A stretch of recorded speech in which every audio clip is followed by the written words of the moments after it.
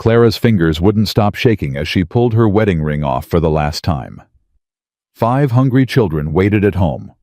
The banker had given her 3 days. 3 days before they'd be thrown into the snow like stray dogs. "That ring won't cover half what you owe Mrs. Whitmore." The voice behind her belonged to her brother-in-law, the man who'd been circling her farm like a vulture since her husband's grave went cold. To see how one stranger's impossible offer changed everything, stay until the very end. Comment your city below so I can see how far this story travels. The general store in Miller's Creek had never felt so small. Clara May Whitmore stood at the counter, her hand hovering over the worn wood, the gold band catching what little winter light fought through the frost-covered windows. 2 years. She'd worn this ring for 12 years of marriage and 2 years of widowhood. Now, it sat in her palm, like a tiny coffin for everything she'd lost. "Mrs. Whitmore," Margaret O'Brien's voice was gentle behind the counter. "You sure about this?" "I'm sure I need flour. I'm sure Tommy's cough is getting worse. I'm sure my children haven't had meat in 3 weeks." Clara's voice cracked on the last word. She pressed her lips together, swallowing the rest. Maggie reached across and closed Clara's fingers back around the ring. "Keep it. I'll put the supplies on your account." "I can't pay my account, Maggie. That's the whole problem." "Then pay me when you can. Spring's coming. Things will turn around." Spring. Clara almost laughed. Spring was 3 months away, and she had 3 days. The door behind her opened, bringing a gust of frozen air and a voice that made her spine go rigid. "Well, well, if it isn't my favorite sister-in-law." Silas Whitmore stepped inside, stamping snow from his boots with deliberate slowness. He was tall and thin with the same gray eyes William had, except William's eyes had been warm. Silas's held nothing but calculation. "Shopping again, Clara? With what money, I wonder?" "That's none of your concern, Silas." "Everything about that farm is my concern. It was Whitmore land before you married into it. Should have stayed Whitmore land after William died." Clara turned to face him fully, keeping her back straight despite the exhaustion pulling at every muscle. "William left the farm to me and the children, legal and proper. You were there when the will was read." "Wills can be contested." Silas smiled, but it didn't reach his eyes. "Especially when the widow can't make payments. Heard you're 3 months behind on the bank loan. Heard Mr. Patterson's getting impatient." The words hit Clara like a physical blow. How did he know she'd been so careful, so quiet about the debt? "That's between me and the bank." "Is it?" Silas took a step closer, and Clara forced herself not to retreat. "Because I had a very interesting conversation with Patterson yesterday. Seems he's willing to sell that debt to an interested buyer. Someone who might be more flexible about repayment terms." Clara's blood went cold. "You wouldn't." "I would. I will. Unless you come to your senses." He lowered his voice, but Maggie could still hear every word. "Marry me, Clara. Keep the farm in the family proper. Give those children a father figure who can actually provide for them." "I'd rather lose the farm." Would you really?" Silas's smile sharpened. "It's December, Clara. Temperatures dropping every night. Where exactly do you plan to take 5 children when Patterson forecloses the poorhouse, the orphan train?" The mention of her children broke something loose in Clara's chest. "Don't you dare. I'm offering you salvation, and you're too proud to take it." Silas shook his head with mock sympathy. 3 days. That's what Patterson gave you. 3 days to come up with $200, or the farm goes to auction. He leaned closer, his breath fogging between them. "I'll be the only bidder, Clara. And when I own that land, you and those children will have nothing. No home, no protection, nothing." He straightened, adjusting his coat. "Think about my offer. It's the only one you're going to get." The door slammed behind him, and Clara's knees nearly buckled. "That snake," Maggie hissed. "That absolute snake. Clara, honey, don't listen to him. He's right. The words tasted like ash. About the money. About Patterson. About all of it. I've got 3 days and $12 to my name. There must be something. There isn't. Clara pressed her palms against the counter, fighting the urge to collapse. I've sold everything I can sell. The good furniture, William's tools, my mother's silver. There's nothing left except the ring, and you just said that won't cover half. Maggie was quiet for a long moment. Then, what about the children's father, his family back east? Dead. All of them. Cholera 3 years before William and I married. That's why he came west in the first place. And your people? Just me. Been just me since I was 16. Clara finally looked up, and Maggie flinched at what she saw in her eyes. I've survived a lot, Maggie, but I don't know how to survive this. I don't know how to look at my children and tell them. Her voice broke. She couldn't finish. The door opened again, and both women tensed, but it wasn't Silas returning. It was a stranger. He filled the doorway like he'd been built for it. Tall, broad-shouldered, with dark hair dusted with snow and a coat that had seen better days, but was well maintained. His face was weathered by sun and wind, with a scar running along his left jaw. But it was his eyes that caught Clara's attention, green as spring leaves carrying a weight that spoke of hard years. He nodded to both women, polite but reserved, then moved toward the back of the store where the hardware supplies were kept. Don't know him, Maggie murmured. Must be passing through.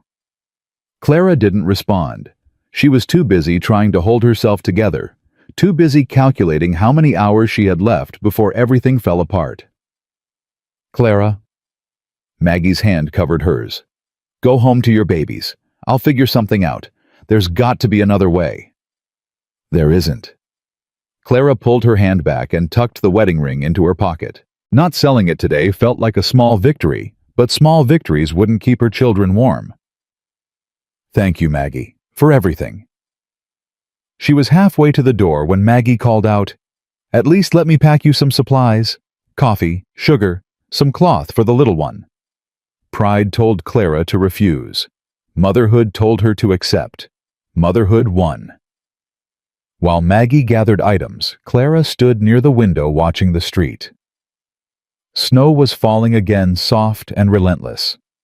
By tonight, the roads would be impassable. By morning, the temperature would drop to dangerous levels. And in 3 days, none of it would matter, because she and her children would have nowhere to go. Ma'am, she startled. The stranger had approached without her noticing, impressive for a man his size. I apologize. He said, his voice low and careful. Didn't mean to eavesdrop, but I couldn't help overhearing your conversation. Clara's defenses snapped up like a shield. That conversation was private. It was, and I'm sorry for intruding. He held up both hands, palms out, showing he meant no threat. But the man who was just in here, tall gray eyes, coat with silver buttons, he's your brother-in-law. What's it to you? Nothing yet, but I know his type. The stranger's jaw tightened almost imperceptibly. Seen too many men like him, circle around like buzzards waiting for folks to get desperate enough to take whatever scraps they offer. Clara said nothing. There was nothing to say. How much? The stranger asked. How much what? The debt. How much do you owe the bank? She should have walked away, should have told him to mind his own business, taken Maggie's supplies, and gone home to her children. But something in his eyes, that same weight, that same weariness, made her answer honestly. $200, due in 3 days. The stranger nodded slowly, processing this information. Then, what if someone paid it? Clara actually laughed, a bitter, broken sound. Mister, if you've got $200 to throw at a stranger's problems, you're either crazy or running some kind of scheme. Neither. Just asking a question. His gaze held hers steady. What if someone paid your debt? What would you do? I'd wonder what they wanted in return. Nobody gives something for nothing. That's fair. He was quiet for a moment, studying her face with an intensity that made her want to look away. What if they didn't want anything? What if they just saw someone in trouble and wanted to help? Then I'd say they were lying, or naive, or both. Something that might have been a smile ghosted across his features. My name's Elijah Callahan. Eli. I've got a spread about 10 miles north of here. Bought it 5 years ago, built it up from nothing. Good for you. Clara's patience was fraying. What's that got to do with me? I'm getting there. Eli shifted his weight and Clara noticed he favored his left leg slightly. Old injury probably. I need help. Ranch is too big for one man, especially in winter. I need someone to manage the house, cooking, cleaning, keeping things running while I'm working the land. Been looking for someone reliable. So hire someone. I'm trying to. His eyes met hers again, and Clara realized with a start that he was offering her a job. Room and board for you and your children. Fair wages on top of that. And the first thing I'd do is pay off your debt to the bank. The general store went very quiet. Even Maggie had stopped moving behind the counter. You're joking, Clara finally said. I'm not. You don't know me. You don't know anything about me. I know you've got 5 children and a vulture of a brother-in-law trying to take everything you have. I know you were about to sell your wedding ring to buy flour. I know you're scared out of your mind, but you're standing here with your back straight anyway. Eli's voice gentled. That tells me enough. Clara's mind raced, searching for the trap. There was always a trap. Men didn't offer this kind of help without expecting something in return. What do you really want? She demanded. And don't tell me nothing. That's not how the world works. You're right.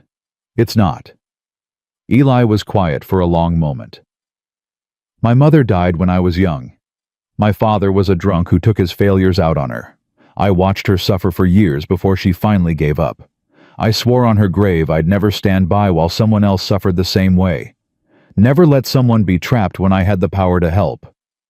He met her eyes without flinching. That's what I want, Mrs. Whitmore. To keep a promise I made to a dead woman. To be able to sleep at night, knowing I did the right thing when it mattered. Clara wanted to believe him. God, how she wanted to believe him. But 14 years of hard living had taught her that wanting and trusting were two very different things. My children, she said carefully. You said room and board for me and my children. Do you understand what that means? 5 children. 5 mouths to feed, 5 bodies to clothe, 5 sets of noise and chaos and needs. The oldest is 14, the youngest is 4. The boy in the middle is 12 and angry at the whole world. Are you sure you know what you're offering? I understand. Eli's expression didn't waver. I've got a big house, too big for one man rattling around alone. There's room. And if I say no, if I walk out this door and never see you again, then I wish you well and hope you find another way. He paused. But I don't think you will. And I don't think Silas Whitmore is going to give up. He was right. Clara knew he was right. Silas would never stop, not until he had what he wanted. The farm, the control, her. I need to think, she heard herself say. This is too fast. I can't just take the time you need. But Mrs. Whitmore, Eli's voice dropped. You've got 3 days. That's not much time for thinking. He tipped his hat to her and to Maggie, then walked out into the snow, leaving Clara standing in the middle of the store with her heart pounding and her mind spinning. Clara, Maggie's voice was urgent. Clara, honey, I know this seems crazy, but it is crazy. It's absolutely crazy. Maybe. Maggie came around the counter, taking Clara's cold hands in her warm ones. But I've been in this town 40 years. I know the look of a man who means what he says, and that man, he meant every word. You don't know that. No, but I know Silas Whitmore, and I know what happens to women who get trapped by men like him. If there's even a chance this Eli Callahan is genuine. Maggie squeezed her hands. "Don't let pride cost you everything, Clara. You've got 5 little ones depending on you." Clara closed her eyes. She saw Josie's face, too old for 14, already carrying burdens no child should bear. She saw Sam angry and scared, pretending to be the man of the house. She saw Annie's smile that had dimmed since her father died. Tommy's thin cheeks from too many missed meals. Little Lily, who'd never even known her father. They were all she had. They were everything. "Where would I find him?" Clara whispered. "This Eli Callahan. If I wanted to talk more, where would I find him?" "I can tell you that," Maggie said quickly. "Callahan Ranch, 10 miles north on the Ridge Road. Big house, red barn. Can't miss it." Clara nodded slowly, her decision not yet made, but no longer impossible. "Pack me those supplies," she said. "I need to get home before the snow gets worse." The ride back to the Whitmore farm took nearly an hour in the thickening snowfall. Clara's horse, an old mare named Bess, knew the way well enough to navigate even when visibility dropped to almost nothing. It gave Clara time to think, too much time maybe. Eli Callahan. A stranger. A man who appeared out of nowhere with an offer that sounded too good to be true. But what was the alternative, Silas? The poorhouse. Watching her children scattered to the winds, sent to work as servants or farmhands for strangers who might treat them kindly or might not. She thought about William. What would he have said? He'd been a practical man, not given to romantic notions about pride or independence. Take care of the children, he'd told her the night before he rode out into the blizzard that killed him. Whatever happens, take care of them. Whatever happens. Whatever it takes. The farm came into view through the snow, the small house, the barn that needed repairs she couldn't afford, the fence line she'd mended herself last spring with bleeding hands and a stubborn refusal to give up.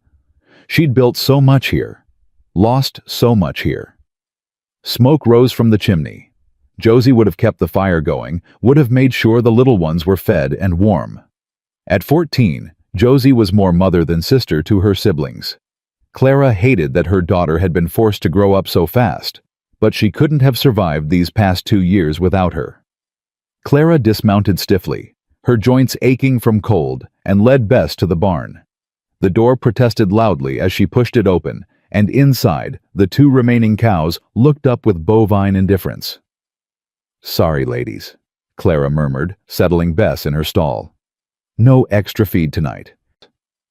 She fed and watered the animals as quickly as her frozen fingers would allow, then grabbed the bag of supplies and trudged toward the house. The door flew open before she reached it. "Mama!" Annie barreled into her at full speed, nearly knocking Clara off her feet. Behind her, Tommy followed more cautiously, his face pale and his cough audible even from the doorway. Lily toddled behind them both, her blonde curls escaping from the cap Josie had obviously put on her. "Mama, you're cold," Annie declared. "You're all covered in snow." "I am." Clara scooped Lily up with one arm and wrapped the other around Tommy, pulling him close. "But I'm home now. Let's get inside where it's warm." The house was exactly as she'd expected, modest, worn, but clean and welcoming. Josie stood by the stove, stirring something that smelled like the last of their root vegetable soup. Sam sat at the table, whittling a piece of wood with William's old knife, his expression dark and distant. "Josie, thank you for holding down the fort." Clara set Lily down and hung up her coat. "How is everyone?" "Tommy's cough is worse." Josie's voice was worried. "He was up most of the night. I gave him the last of the honey with hot water, but—" "I'm fine," Tommy protested, which might have been convincing if he hadn't immediately doubled over coughing. Clara crossed to him, pressing her hand to his forehead. Warm. Too warm. The fever she'd been dreading was setting in. "Bed," she said firmly. "Right now. I'll bring you some soup and make up a mustard plaster." "But Mama—" "No arguments, Thomas William Whitmore. Bed." Tommy opened his mouth to protest, caught the look in his mother's eyes, and thought better of it. He shuffled off to the small bedroom he shared with Sam, coughing the whole way. "He needs a doctor," Josie said quietly once he was gone. "Mama, If this is what Papa had before the pneumonia, it's not. Clara made her voice confident, even though she felt anything but. Your father was out in that blizzard for hours. Tommy's been inside warm resting. He'll be fine. Josie didn't look convinced, but she didn't argue. Mama. Sam's voice was flat, but Clara knew her son well enough to hear the anger beneath. Uncle Silas stopped by while you were gone. Clara's blood went cold for the second time that day. What did he want? Same thing he always wants. Walked around like he owned the place. Checked the barn, the fences, the house. Sam's jaw tightened. He said we should get used to calling him father. Said things were going to change around here soon. Annie's lower lip trembled. I don't want him to be our father. He's mean. He's not going to be your father. Clara's voice came out sharper than she intended. Nobody's going to be your father except your actual father, and he's... She stopped, breathed, forced herself to calm down. Your father was a good man, she continued more gently. The best man I ever knew. And nobody's going to replace him, especially not Silas Whitmore. Then how are we going to keep the farm? Sam's eyes met hers challenging. I know about the debt, Mama. I'm not stupid. I know we're going to lose everything. The room went silent. Josie stopped stirring. Annie's eyes went wide. Even Lily seemed to sense the tension, her thumb creeping toward her mouth. Clara sank into the nearest chair, suddenly too tired to stand. Yes, she said. We owe money to the bank. A lot of money. And if we can't pay it, we'll lose the farm. I can get a job, Sam said immediately. The Miller Ranch is always looking for hands. I can ride as well as any grown man. I can... No. Clara's voice was firm. You're 12 years old, Samuel. You're not working someone else's ranch. But... I said no. She met his eyes, seeing so much of William in him, the stubbornness, the fierce need to protect his family. I'm your mother. It's my job to take care of this family, not yours. You're a child. You should be going to school, playing with your friends, being young, not working like a grown man. There's no school in winter, Sam muttered. And I don't have any friends. Not since... He stopped, but Clara knew what he wasn't saying. Not since Pa died. Not since they became the poor Whitmores, the struggling Whitmores, the Whitmores everyone pitied, and no one helped. Something happened today, Clara said slowly. In town, I met someone who might be able to help us. 4 pairs of eyes fixed on her instantly. Even Lily looked up from her thumb. Who? Josie asked. Mama, who could possibly help everyone we know, is as poor as we are. A stranger. A rancher from north of here. His name is Eli Callahan. Never heard of him, Sam said suspiciously. Neither had I. But he... Clara struggled to find the right words. He offered me a job, housekeeping at his ranch, room and board for all of us. And he said he'd pay off the debt, the whole thing. Silence. Then, why? Sam's voice was sharp with distrust. Why would a stranger pay off our debt? What does he want? He says he just wants to help, that he saw someone in trouble and wanted to do the right thing. People don't do that. Sam shook his head. Nobody does something for nothing. Papa always said, I know what Papa said. Clara's patience was wearing thin. And maybe this man wants something. Maybe there's a catch I haven't figured out yet. But Sam, what are our other options, Silas? The poorhouse splitting up. The last 2 words hit the room like a physical blow. Annie let out a small whimper.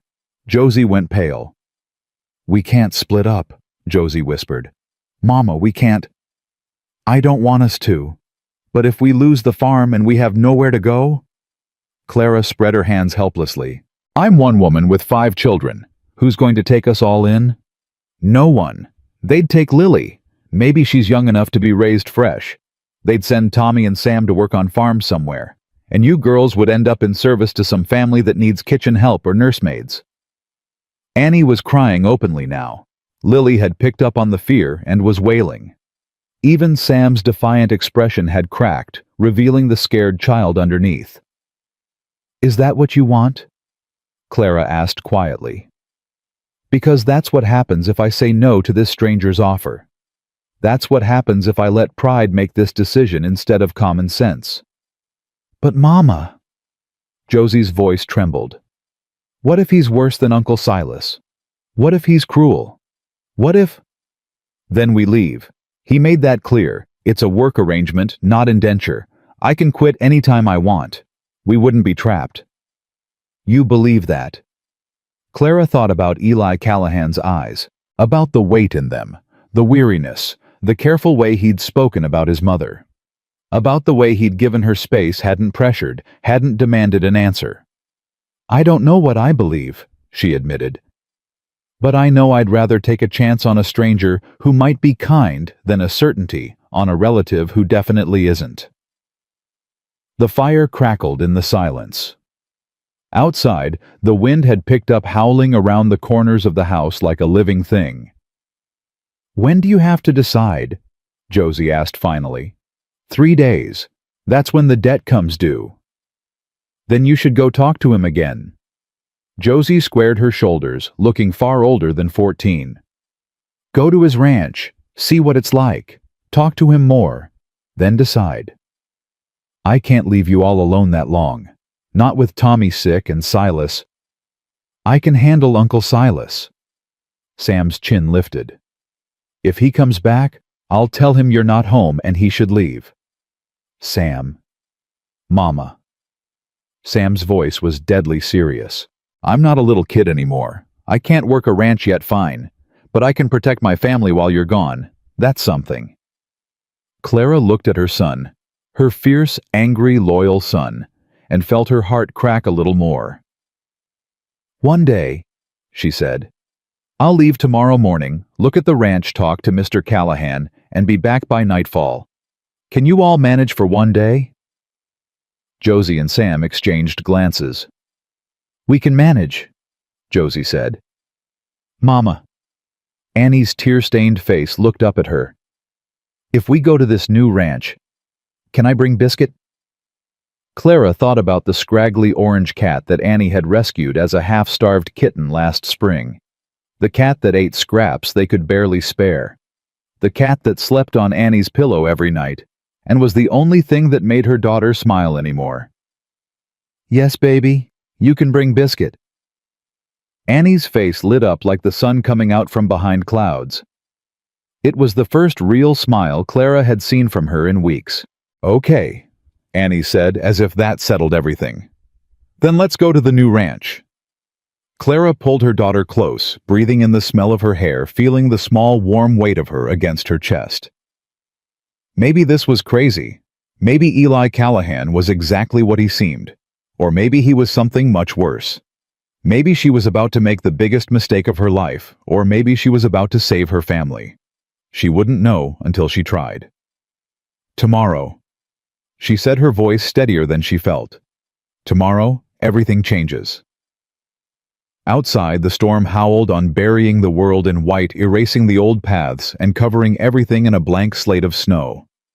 A new beginning, Clara thought. Or an ending. Only time would tell which. Clara left before dawn, when the sky was still black and the cold bit through every layer she wore. Josie stood in the doorway, Lily on her hip, watching with eyes too old for her young face. "Be careful, Mama." "I will. Lock the door behind me. Don't open it for anyone except me." "What if Uncle Silas comes?" "Tell him I went to town for medicine for Tommy. Tell him nothing else."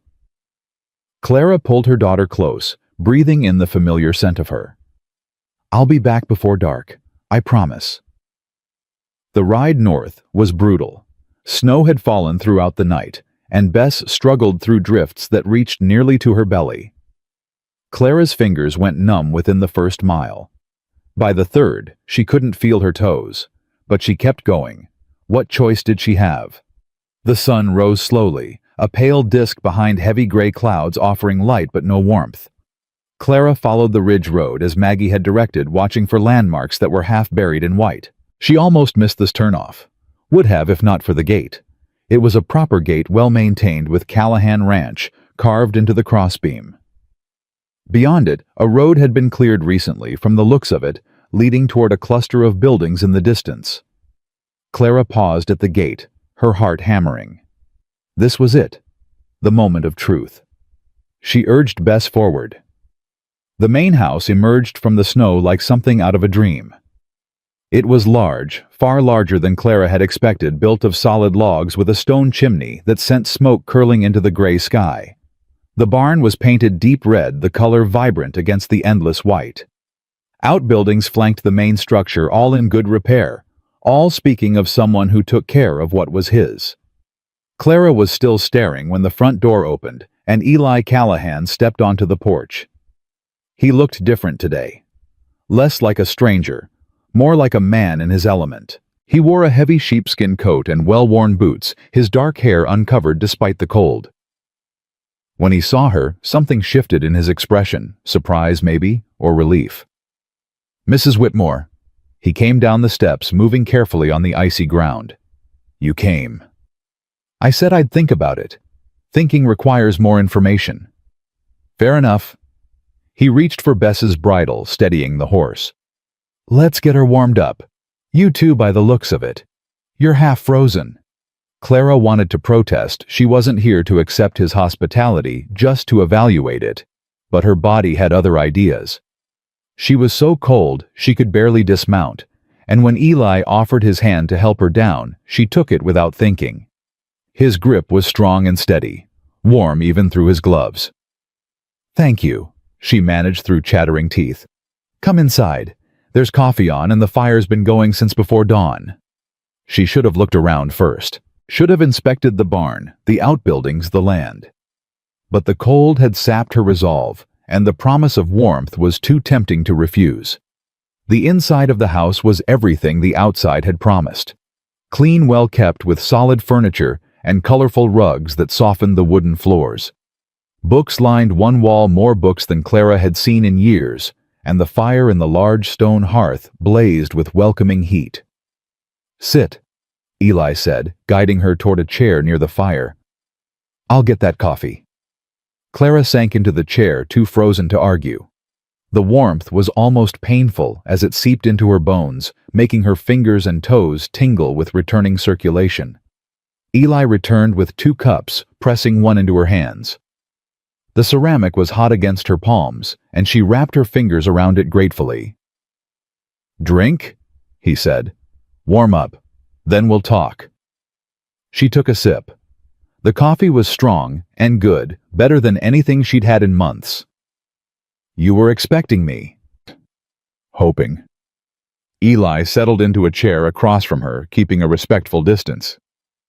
"Wasn't sure you'd come, but I wanted to be ready if you did." "Why, you don't know me. You don't owe me anything. Why does it matter to you whether I come or not?" Eli was quiet for a long moment, staring into his own cup. "I told you about my mother. You told me she died, that your father was cruel to her. I didn't tell you the rest." He looked up, meeting her eyes. "The day she died, there was a neighbor, a man who lived on the next farm over. He knew what my father was, everyone knew. But he never did anything about it.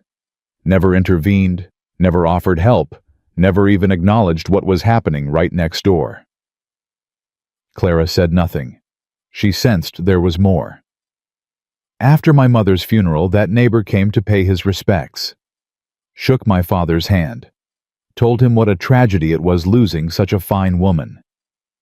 Eli's jaw tightened. "I was 10 years old, and I knew that man could have helped, could have offered my mother shelter or spoken to the sheriff or done 100 different things. But he chose to look away because getting involved was inconvenient." "That's the way of the world." Clara's voice was soft. "People don't like to interfere in other folks' business." "I know. And I spent a long time being just like that neighbor, keeping my head down, minding my own affairs, building my ranch, living my life pretending I didn't see the suffering around me." Eli's hands tightened on his cup. "But yesterday in that store I saw you. I saw the look on your face when that man Silas was talking to you. I saw the fear, the exhaustion, the desperate determination to hold it together even while everything was falling apart. You saw all that in a few minutes. I've been looking at that face in the mirror for 20 years, Mrs. Whitmore. I recognized it instantly. The words hung in the air between them. Clara felt something shift in her chest, not trust exactly, but something adjacent to it. Understanding maybe. Recognition. My children, she said slowly, I need you to understand what you'd be taking on. It's not just me. It's 5 children, all with different needs, different fears, different ways of being difficult. Tommy, my youngest boy, he's sick right now. Could be just a winter cold, or could be something worse. Sam, my oldest boy, is angry at the whole world. He thinks he should be the man of the house, and he resents anyone who threatens that. Josie's practically an adult at 14, but she's still a child who needs to be allowed to be young. Annie's the dreamer, lives half in her imagination, cries at everything, loves too hard. And Lily's 4. She doesn't remember her father, doesn't understand why everything keeps changing, just wants to be held and told things will be okay. She took a breath. That's what you'd be getting. Noise, chaos, need, endless, exhausting need. Are you sure you want that? Eli was quiet, considering. No, he said finally. I'm not sure. I've never been around children much. Don't know the first thing about raising them. Probably going to make 100 mistakes. Then why offer? Because 100 mistakes made while trying is better than walking away and doing nothing. He leaned forward, elbows on his knees. I'm not going to pretend I'm some kind of saint, Mrs. Whitmore. I'm offering you this arrangement because I need help too. This house is too big for one man. Too quiet. Too empty.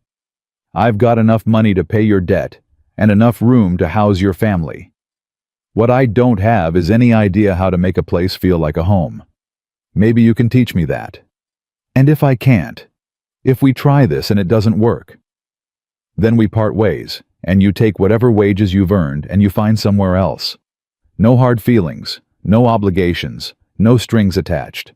Clara stared at him, searching for the lie, looking for the catch, the hidden agenda, the inevitable cruelty.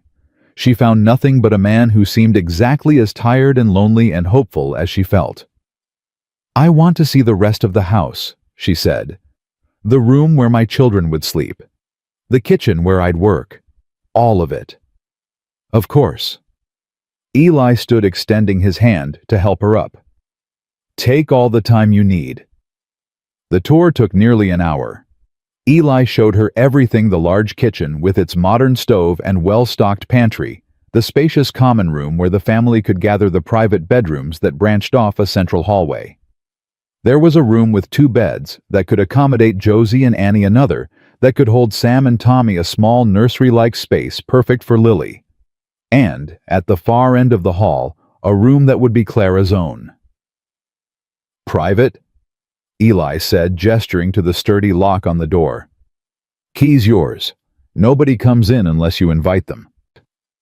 Clara touched the lock, feeling its weight. Such a small thing. Such an enormous thing. My room's on the other side of the house, Eli continued. Past the study. You'd have this whole wing to yourself, you and the children. Why? The question came out before she could stop it. Why would you give us so much space? Why would you put yourself so far away? Because I want you to feel safe.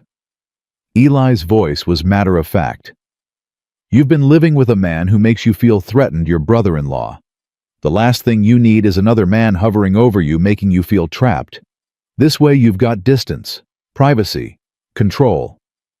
You've thought about this. I've been thinking about it since yesterday. Couldn't sleep for thinking about it. He met her eyes. I know how this looks, Mrs. Whitmore. Strange man, isolated ranch, vulnerable woman. I know every reason you have to be afraid. I'm trying to give you reasons not to be. They stood in the hallway, the silence stretching between them. Somewhere in the house a clock ticked. Outside the wind howled. The children, Clara said slowly. They'd have questions. They'd want to know why we moved, Why we're living with a stranger, what happened to the farm. Tell them whatever you think is best. I won't contradict you. And Silas. He won't take this lying down. Once he finds out someone else paid the debt, he'll cause trouble. He's connected, knows people at the bank, people in town. He could make things difficult. Let him try. Something hard entered Eli's eyes. I've dealt with difficult men before. I'm not afraid of your brother-in-law. You should be. He's not just greedy, he's vindictive. If he can't have what he wants, he'd rather destroy it than let someone else have it. Then we'll be careful. Eli's jaw set. But I'm not backing down because some small-minded man might throw a tantrum. Are you? Clara thought about Josie's face this morning. About Sam's desperate need to protect his family. About Annie's tears and Tommy's cough and Lily's confused, hopeful eyes. No, she said quietly. I'm not backing down. Then we have an agreement. She took a deep breath. This was the moment. The point of no return. We have an agreement. But I have conditions. Name them. First, my children come first, always. If there's ever a conflict between what you need and what they need, they win. No exceptions. Agreed. Second, I work for you. I'm not your property. I'm not your dependent. And I'm definitely not your wife. We keep clear boundaries. Professional. Something flickered across Eli's face. Disappointment, acceptance, but he nodded. Agreed. Third, if at any point I feel unsafe or my children are threatened, or you turn out to be different from what you seem, I leave. Immediately. No arguments, no negotiations, no attempts to stop me. Agreed. Fourth, you pay off the debt directly. I don't want money changing hands between us. Go to the bank yourself. Pay Patterson directly, get a receipt showing the debt is cleared. I want proof that it's done. I can do that today. Bank opens at 9. Clara studied him for a long moment. You're agreeing to everything very easily. Because your conditions are reasonable. They're exactly what anyone in your position should ask for. Eli tilted his head. Were you hoping I'd argue, that I'd reveal some hidden agenda? I was expecting it. That's how these things usually go. Maybe with other men, not with me. They stood there, two people on the edge of something neither of them fully understood. The fire crackled in the other room. The wind continued its assault on the windows. I need to get back to my children, Clara said finally. Tommy's sick. I shouldn't be away too long. I'll ride with you. That's not necessary. It's necessary to me. Eli's voice was firm. The roads are dangerous. Storm could pick up again any minute. And I'd like to meet your children before we uproot their whole lives. They should know who they're moving in with. Clara wanted to argue, but couldn't find a good reason. Fine, but you follow my lead. If any of them are scared or hostile, you back off. Understood? Understood.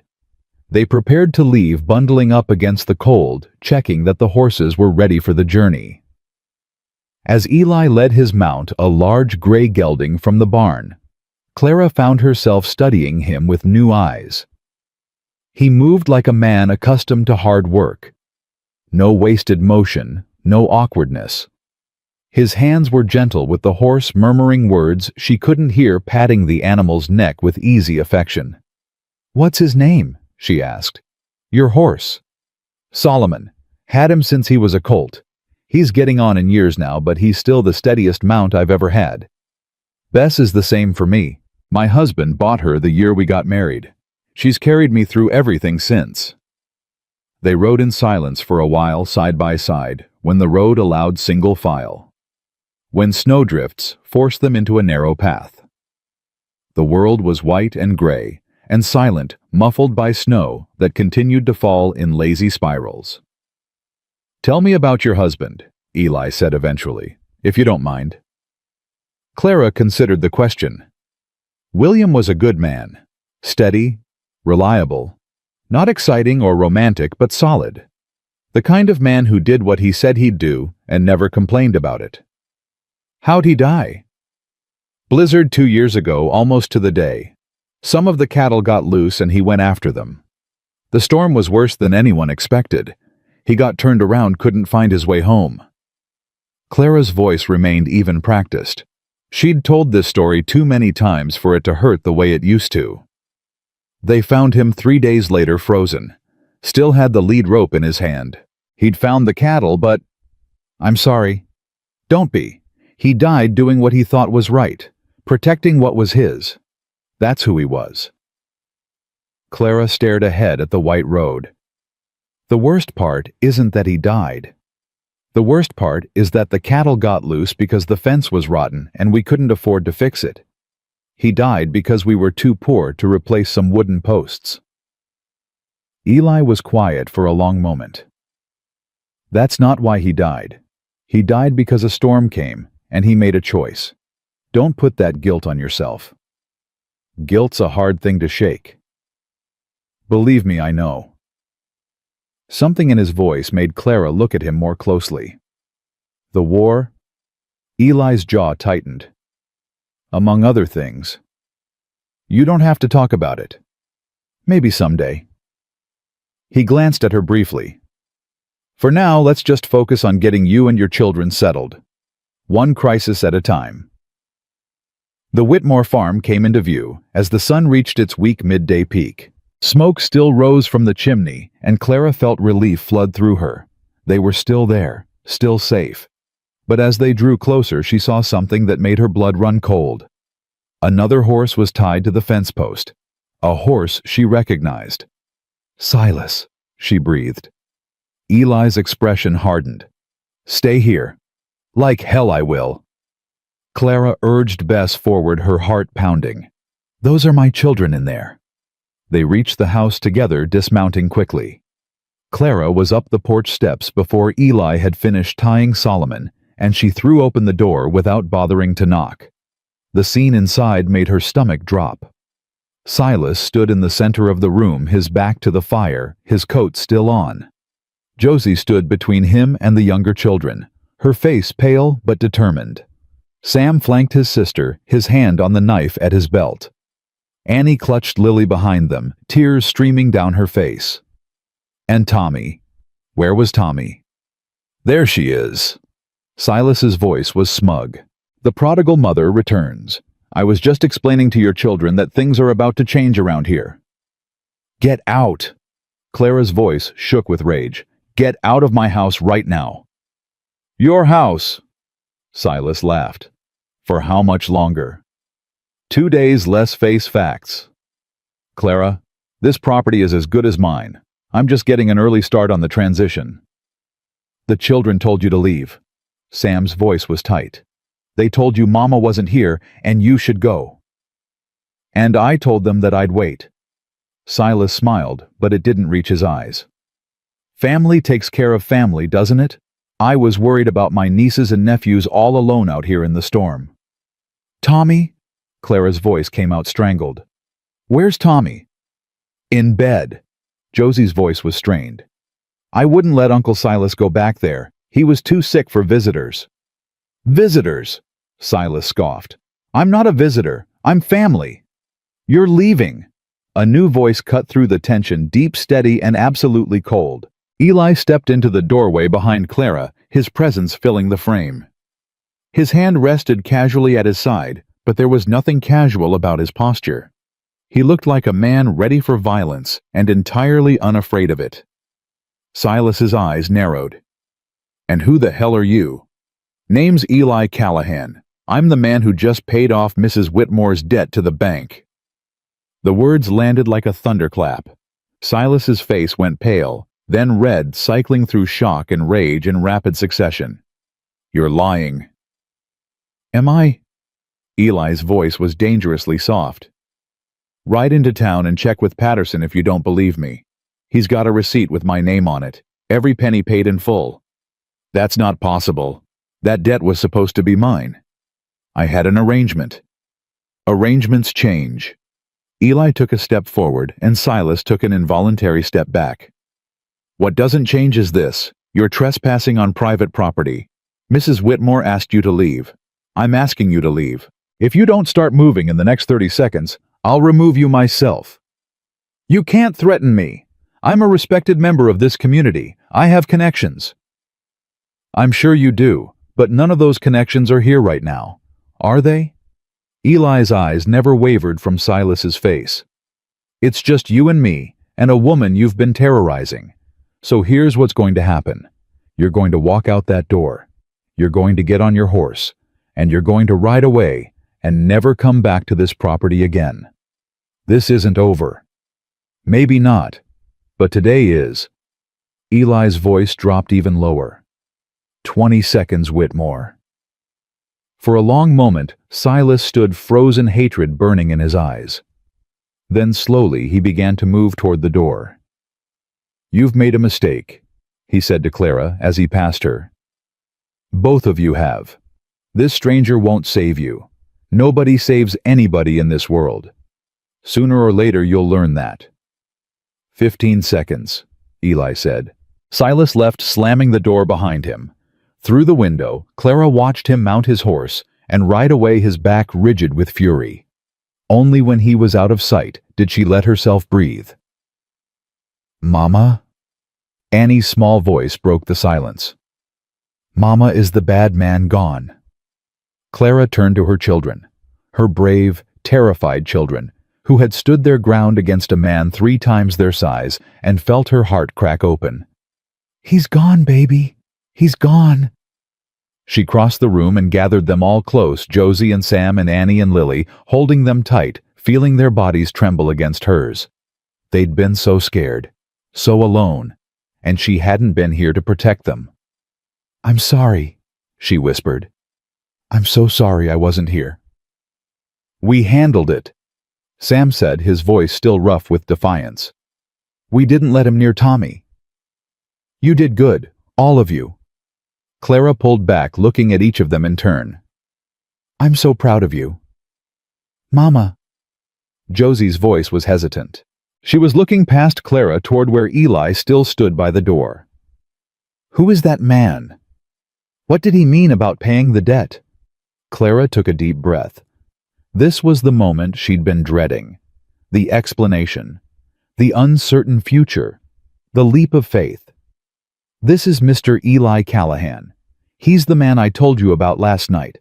The one who offered to help us. She paused, feeling the weight of 4 pairs of eyes. 5, she corrected, thinking of Tommy in the back room. He's paid off what we owe the bank. The farm is safe now. But... Sam's eyes narrowed. What does he want in return? He's offered me a job. Housekeeping at his ranch north of here. Room and board for all of us. You mean we'd leave? Annie's voice wobbled. Leave our house? We'd be going somewhere safe. Somewhere Silas can't bother us anymore. Somewhere with enough food and warmth, and this is our home. Sam's voice was sharp. Papa built this house. He's buried in the back field. We can't just leave him. Clara felt tears prick at her eyes.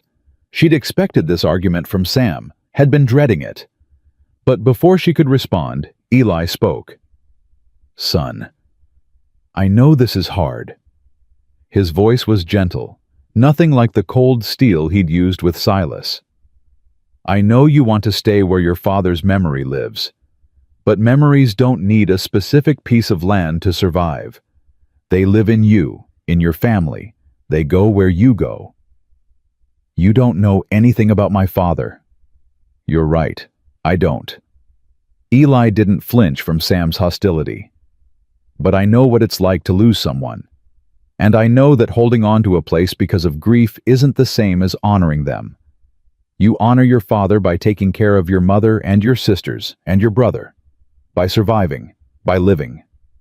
Sam's jaw worked. His hands were clenched at his sides.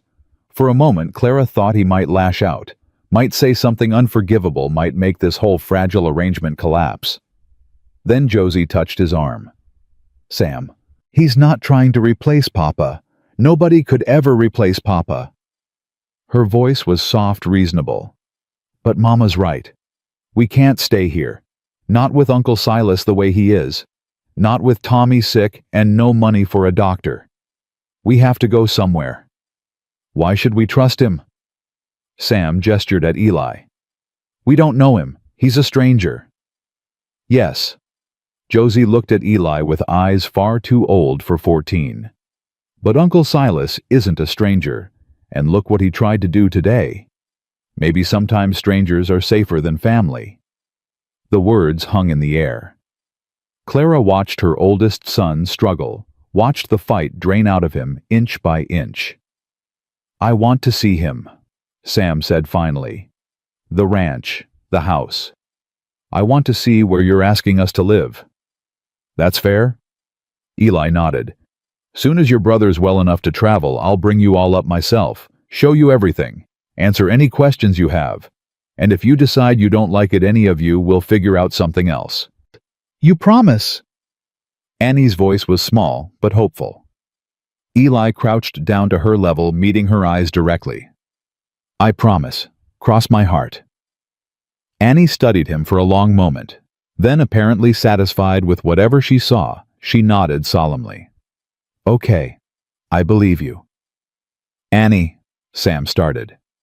She's a good judge of character. Clara interrupted, pulling her daughter close. Better than most adults I know. From the back room, a coughing fit broke the tension. Clara's heart lurched. Tommy. She started toward the bedroom, but Eli held up a hand. I'll step outside, give you privacy with your boy. You don't have to leave. I think I do. He met her eyes briefly. This is a family moment. I'm not family yet. Yet. The word hung in the air between them, heavy with implication. Eli touched his hat, a gesture of respect, and stepped out into the cold. Through the window, Clara watched him move toward the horses, giving them attention, keeping himself occupied. Then she turned and went to her son. Tommy lay in the narrow bed he shared with Sam, his face flushed with fever, his breath coming in shallow, rattling gasps. He looked so small, so fragile, so much like William had looked in those final weeks before the pneumonia took him. Mama. His voice was thin, reedy. Mama, I heard yelling. Is Uncle Silas gone? He's gone, sweetheart. He won't bother us anymore. I wanted to help, wanted to stand with Sam and Josie, but I couldn't get up. My legs were too tired. You needed to rest. That's exactly what you should have been doing. Clara sat on the edge of the bed, pressing her hand to his forehead. Still too warm, still too weak. How do you feel? Tired. Everything hurts. Tommy's eyes searched her face. Am I gonna die like Papa? The question hit Clara like a physical blow. She forced her voice to stay steady, forced the terror down where Tommy couldn't see it. No, baby. You're not going to die. You've got a cold, that's all. We're going to get you medicine and rest and good food, and you're going to be just fine. Promise? I promise. She stroked his hair back from his damp forehead. Now close your eyes. Try to sleep. When you wake up, things are going to be different. Better. Tommy's eyes fluttered closed. Within moments, his breathing had evened out into something approaching sleep. Clara sat with him for a long time, watching the rise and fall of his chest, counting each breath like a prayer. He was so young, so innocent. He'd already lost so much. She couldn't lose him too. She wouldn't survive it. When she finally emerged from the bedroom, she found her other children gathered around the table, speaking in hushed voices. Eli was still outside, visible through the window, standing with his back to the house. I'm going to do it, Clara announced. We're going to accept Mr. Callahan's offer. We'll pack what we can carry, leave the rest for now, and move to the new ranch as soon as Tommy's strong enough to travel. What about the farm? Josie asked. We'll figure that out later. Maybe sell it. Maybe rent it out. But for now, staying here isn't safe. Not with Silas circling. He'll try something else. Sam's voice was grim. He won't just give up. Probably not. But at least at Callahan's ranch we'll have walls and distance and someone else to help watch for trouble. Clara looked at each of her children in turn. I know this is scary.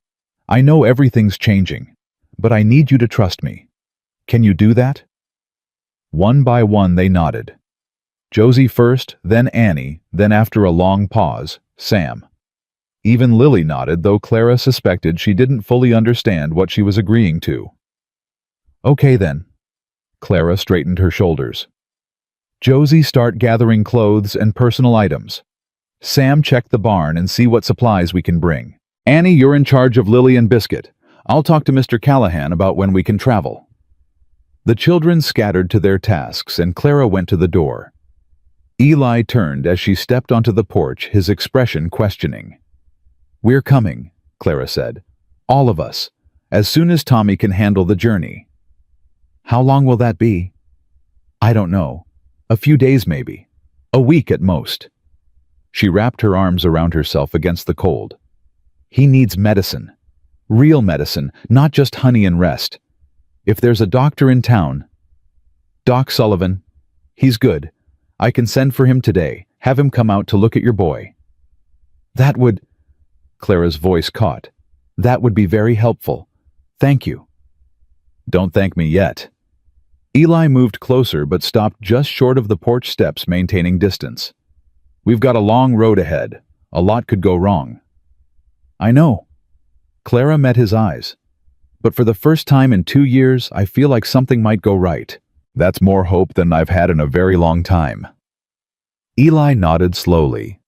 Then let's not waste it. He tipped his hat, mounted Solomon, and rode toward town to fetch the doctor. Clara watched him go until he was just a dark speck against the endless white. Then she turned and went inside, where her children were busy preparing for a future none of them could quite imagine. Change was coming. Whether it would save them or destroy them, only time would tell. Doc Sullivan arrived before sunset, his medical bag clutched tight against the wind. He was an older man with kind eyes and steady hands, and Clara liked him immediately. More importantly, Tommy seemed to relax when the doctor spoke to him, and that alone was worth everything. It's bronchitis, Doc Sullivan announced after his examination. Bad but not pneumonia. Not yet. With proper care and medicine, he should pull through just fine. Clara's knees nearly buckled with relief. What does he need? Rest, warmth, plenty of fluids. I'm leaving you laudanum for the cough and a mustard plaster recipe that'll help clear his chest. The doctor scribbled on a small notepad. Keep him in bed for at least a week. No cold air, no exertion. A week? Clara calculated quickly. A week before Tommy could travel. A week of being vulnerable here with Silas, knowing exactly where to find them. I know what you're thinking. Doc Sullivan's voice dropped low, meant only for her ears. Eli told me about your situation, about Whitmore. Did he? He did. And I'm telling you, as someone who's known Eli Callahan for 15 years, you're making the right choice. That man's got more integrity in his little finger than most folks have in their whole bodies. You've known him that long? Knew him during the war. He saved my life at Antietam. The doctor's eyes went distant for a moment. Carried me 3 miles through enemy territory with a bullet in his own leg. Never complained, never slowed down. That's the kind of man Eli is. Clara absorbed this information, adding it to the growing picture of the stranger who'd upended her life. Why didn't he ever marry a man like that with a ranch and money and... That's his story to tell, not mine. Doc Sullivan picked up his bag. But I'll say this, he's been alone a long time. Too long, probably. Whatever you and those children of yours bring into his life, I reckon it'll be good for him. After the doctor left, Clara sat with Tommy until he fell asleep.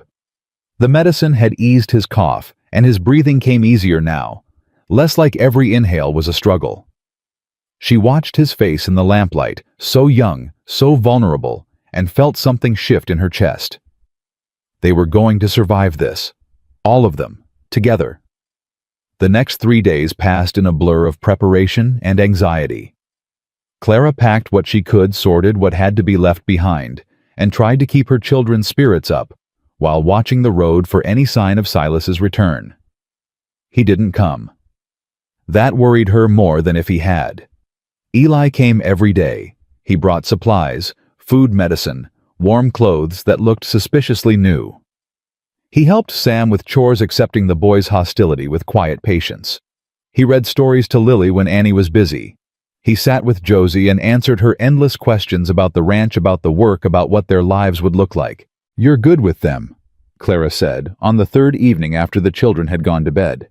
They stood on the porch, breath fogging in the frozen air, watching stars appear one by one. "I don't know about good."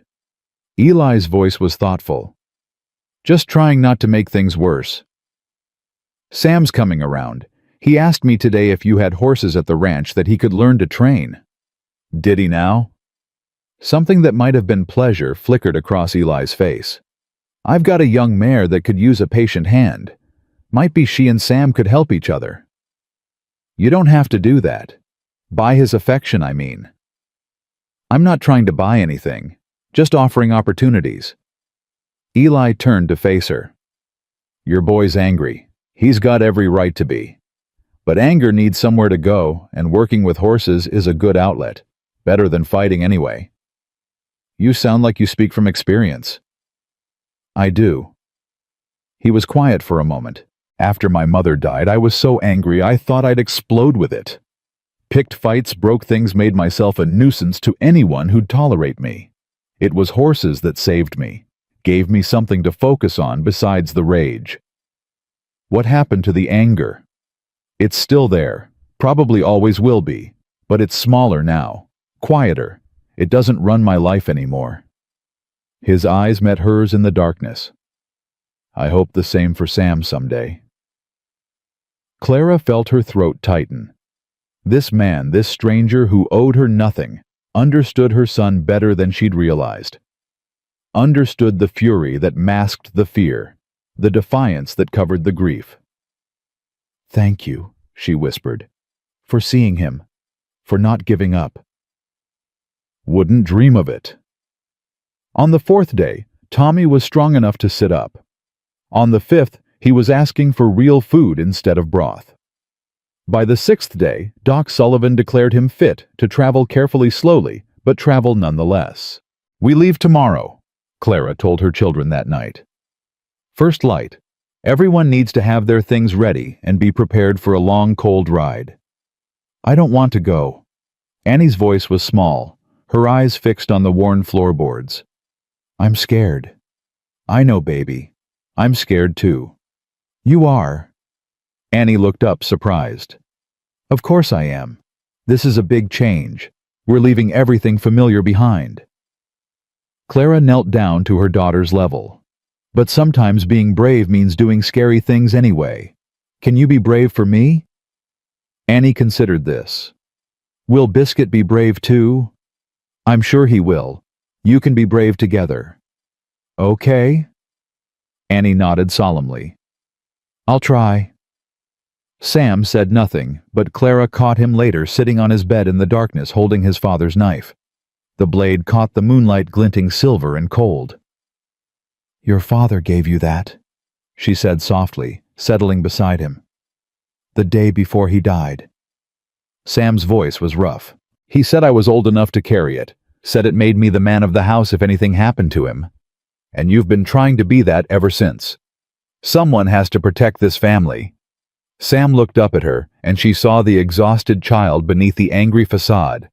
"But I can't, Mama. I'm 12. I'm not big enough or strong enough, or I couldn't even stop Uncle Silas from coming inside. Couldn't keep him away from the others." "Sam." Clara pulled him close, feeling his rigid shoulders slowly relax against her. "You're not supposed to carry this weight alone. No 12-year-old should have to be the man of the house. That's too much to ask of anyone." "But Papa said—" "Papa would never have wanted you to sacrifice your childhood for us. He wanted you to grow up safe and happy and free. That's what he died protecting, your chance to be young."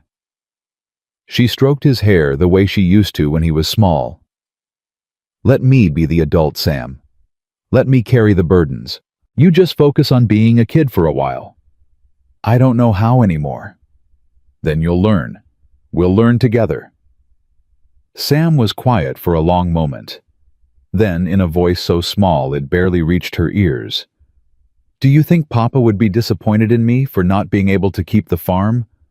"Oh, sweetheart, no." Clara felt tears burning. "Papa would be so proud of you.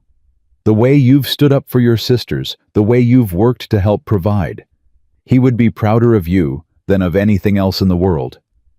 Even though we're leaving isn't failure. Leaving is survival. And surviving, that's what Papa wanted most. For all of us to survive." Sam leaned into her, and for a moment he was her little boy again, the one who used to run to her with scraped knees and bad dreams, the one who believed she could fix anything. "Okay, Mama," he whispered. "I'll try." Dawn came gray and cold, the sky heavy with clouds that threatened more snow. Clara had everyone up and dressed before the sun crested the horizon, their meager possessions loaded into the wagon Eli had brought the night before. Tommy sat bundled in the wagon bed, surrounded by quilts and supported by Josie. Annie clutched Biscuit in her arms, the orange cat surprisingly calm. Sam rode Bess beside the wagon, his jaw set with determination. And Lily sat on Clara's lap at the front, her small body warm against Clara's chest. Eli rode ahead on Solomon breaking trail through the fresh snow. He'd said little that morning, but his presence was steady, reassuring, a fixed point in the chaos of uprooting a family. They'd been traveling for nearly 2 hours when Sam suddenly pulled Bess to a halt. "Someone's following us." Clara's blood went cold. She twisted to look behind them, scanning the white landscape. At first she saw nothing. Then movement. A dark figure on horseback, maybe half a mile back, keeping pace with their slow progress. Eli had noticed too. He doubled back, his expression grim. "Whitmore?" Clara asked. "Can't tell from here. Could be anyone." But the set of Eli's shoulders said he didn't believe that. "Keep moving. Stay together. I'll handle this." "Eli." "I mean it, Clara. Keep the children moving. No matter what happens, don't stop." He wheeled Solomon around and rode back toward the pursuing figure. Clara's heart hammered as she urged the wagon horses forward. In the back, Josie had wrapped her arms around Tommy, her face pale. Annie was crying silently, tears freezing on her cheeks. Even Sam looked scared, his hand on his father's knife knuckles white. "It's going to be okay," Clara said, not knowing if it was true. "We're going to be okay." Minutes crawled by. The wagon moved painfully slow through the deep snow, each step an eternity. Clara kept looking back, straining to see what was happening behind them. She heard the gunshot before she saw anything. A single crack, sharp and clear in the frozen air. "Mama!" Annie screamed. "Don't stop!" Clara forced out, her voice shaking. "We don't stop!" But Sam had already turned. Bess was already riding back toward the sound. "Samuel Whitmore, don't you dare!" He didn't listen. Of course he didn't.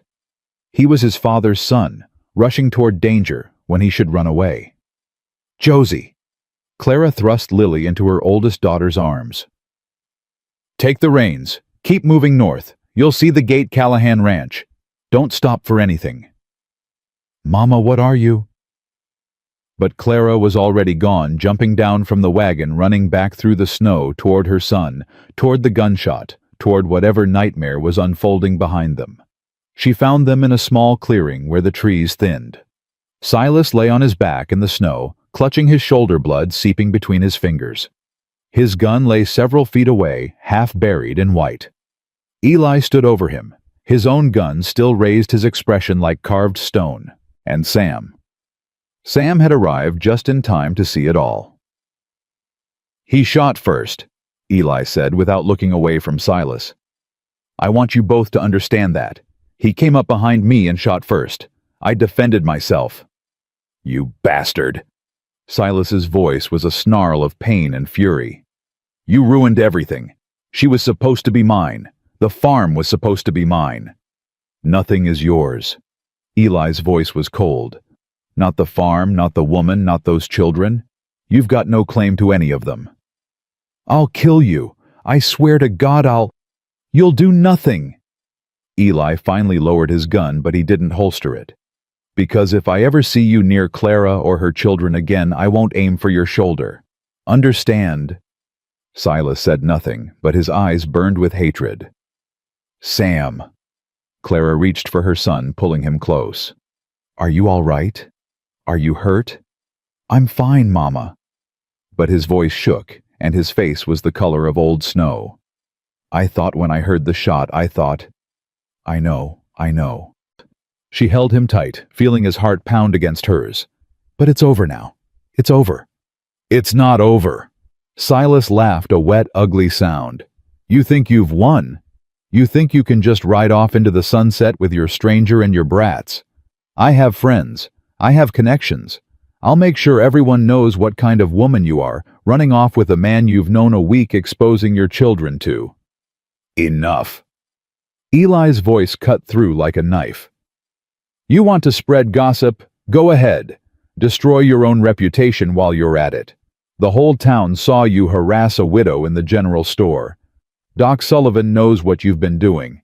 The sheriff's already heard complaints. You're bluffing. Try me. Eli stepped closer, and Silas flinched despite himself. I spent 15 years building something from nothing. I know how to protect what's mine. And Clara Whitmore is under my protection now. She's not yours. No, she's not. Eli's eyes never wavered. She's her own, but I'll stand between her and anyone who tries to hurt her for as long as she lets me. And right now, Whitmore, that means you. Silas tried to rise, gasped in pain, and fell back. The fight was going out of him, Clara saw. The wound wasn't fatal. Eli had been careful about that, but it was enough to stop him. For now. We're leaving, Clara said, her voice steadier than she felt. We're going to Mr. Callahan's ranch, and we're going to build a new life there. You won't follow us. You won't send anyone after us. You'll pretend we don't exist. And if I don't, then the next time won't be a shoulder wound. Clara surprised herself with the steel in her voice. I've lost too much to let you take what's left. Cross me again, Silas, and I'll end you myself. She didn't know if she meant it. Maybe she did. After everything, after William's death, after 2 years of struggle, after watching this man terrorize her children, maybe she meant every word. Silas must have seen something in her eyes that convinced him, because he looked away first. Get out of my sight, Clara said, and don't ever let me see you again. They left him there in the snow, bleeding and beaten. Clara didn't look back. She couldn't afford to. The wagon had stopped a few hundred yards ahead. Josie hadn't quite managed to keep moving, but Clara couldn't blame her. The children's faces were pressed against the side, watching with terrified eyes as their mother and brother returned. It's over, Clara told them, her voice breaking. It's really over now. Uncle Silas, Tommy asked weakly. He won't bother us anymore. Ever. They completed the journey in silence, each of them processing what had happened. Clara rode with Lily in her arms, her daughter's small body a comfort against the cold. Sam stayed close to the wagon, his earlier bravado replaced by quiet shock. Annie had stopped crying, but her grip on Biscuit was tight enough to make the cat squirm. The Callahan ranch gate appeared just as the sun broke through the clouds, sending shafts of golden light across the snow. Beyond it, the house and barn waited solid and welcoming, promising warmth and safety. Home, Clara thought. This is home now. Eli dismounted, first opening the gate wide. As the wagon passed through, he reached up and briefly touched Clara's arm. You did good back there, he said quietly. Facing him like that, standing your ground. I didn't have a choice. There's always a choice. You chose courage. His eyes held hers. That's not nothing, Clara. They unloaded in a kind of daze. Eli showed the children to their rooms, let them explore, answered their questions with patient care. Mrs. Martinez Rosa, the school teacher from town, had come up earlier to prepare food and light fires. She welcomed Clara like an old friend, pressing warm bread and hot soup into grateful hands. "Eli told me about your situation," Rosa said, as they worked together in the kitchen. "What you've been through with that brother-in-law. Word travels fast. In a small town, always." Rosa smiled, but her eyes were serious. "I want you to know you're not alone here. The women in Miller's Creek, we look out for each other. If you need anything, you just ask." Clara felt tears prick at her eyes. "I don't know what to say." "Don't say anything. Just accept the help. That's hard enough for most of us." That night, after the children were settled, Tommy in a real bed with proper blankets, the girls sharing a room with an actual door, Sam in his own space for the first time in his life, Clara found Eli on the front porch. He stood with his back to the door, staring out at the snow-covered valley. "You should be resting," she said, stepping out beside him. "It's been a long day." "Can't sleep. Too much to think about." He glanced at her sideways. "How are the children?" "Exhausted. Confused, but safe. That's all that matters." "And you?" Clara considered the question. How was she terrified? Grateful, hopeful, heartbroken. All at once, all tangled together. "I'm alive," she said finally. "My children are alive and under a solid roof with full bellies. Right now, that's more than I dared hope for a week ago." Eli nodded slowly. "It's not much of a start, I know. There's so much still uncertain. But Clara," he turned to face her fully, "I meant what I said back there, about protecting you, about standing between you and anyone who tries to hurt you." "Why?" "And don't tell me it's because of your mother or some promise you made. There's more to it than that." For a long moment he didn't answer. The silence stretched between them, filled with the whisper of wind through snow-laden branches. "Because when I saw you in that store," Eli said slowly, "selling your wedding ring to feed your children, standing there with a split lip's worth of pride and a mountain's worth of determination, I saw someone worth fighting for. Someone worth risking everything for." Clara felt her breath catch. "I've spent my whole adult life alone," Eli continued. "Told myself I was better that way, safer. Couldn't lose what I didn't have. But safe isn't the same as happy, and alone isn't the same as free." "What are you saying?"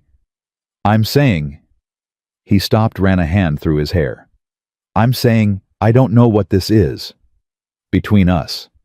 If it's anything at all. But I want to find out. If you'll let me."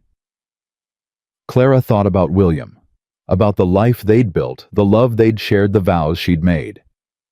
She thought about 2 years of grief and struggle and desperate survival. And she thought about this man, this stranger who'd paid her debts and faced down her enemy and looked at her like she was worth saving. "I can't promise anything," she said quietly. "I'm broken in ways I don't even understand yet. I've got 5 children and more baggage than any wagon could carry.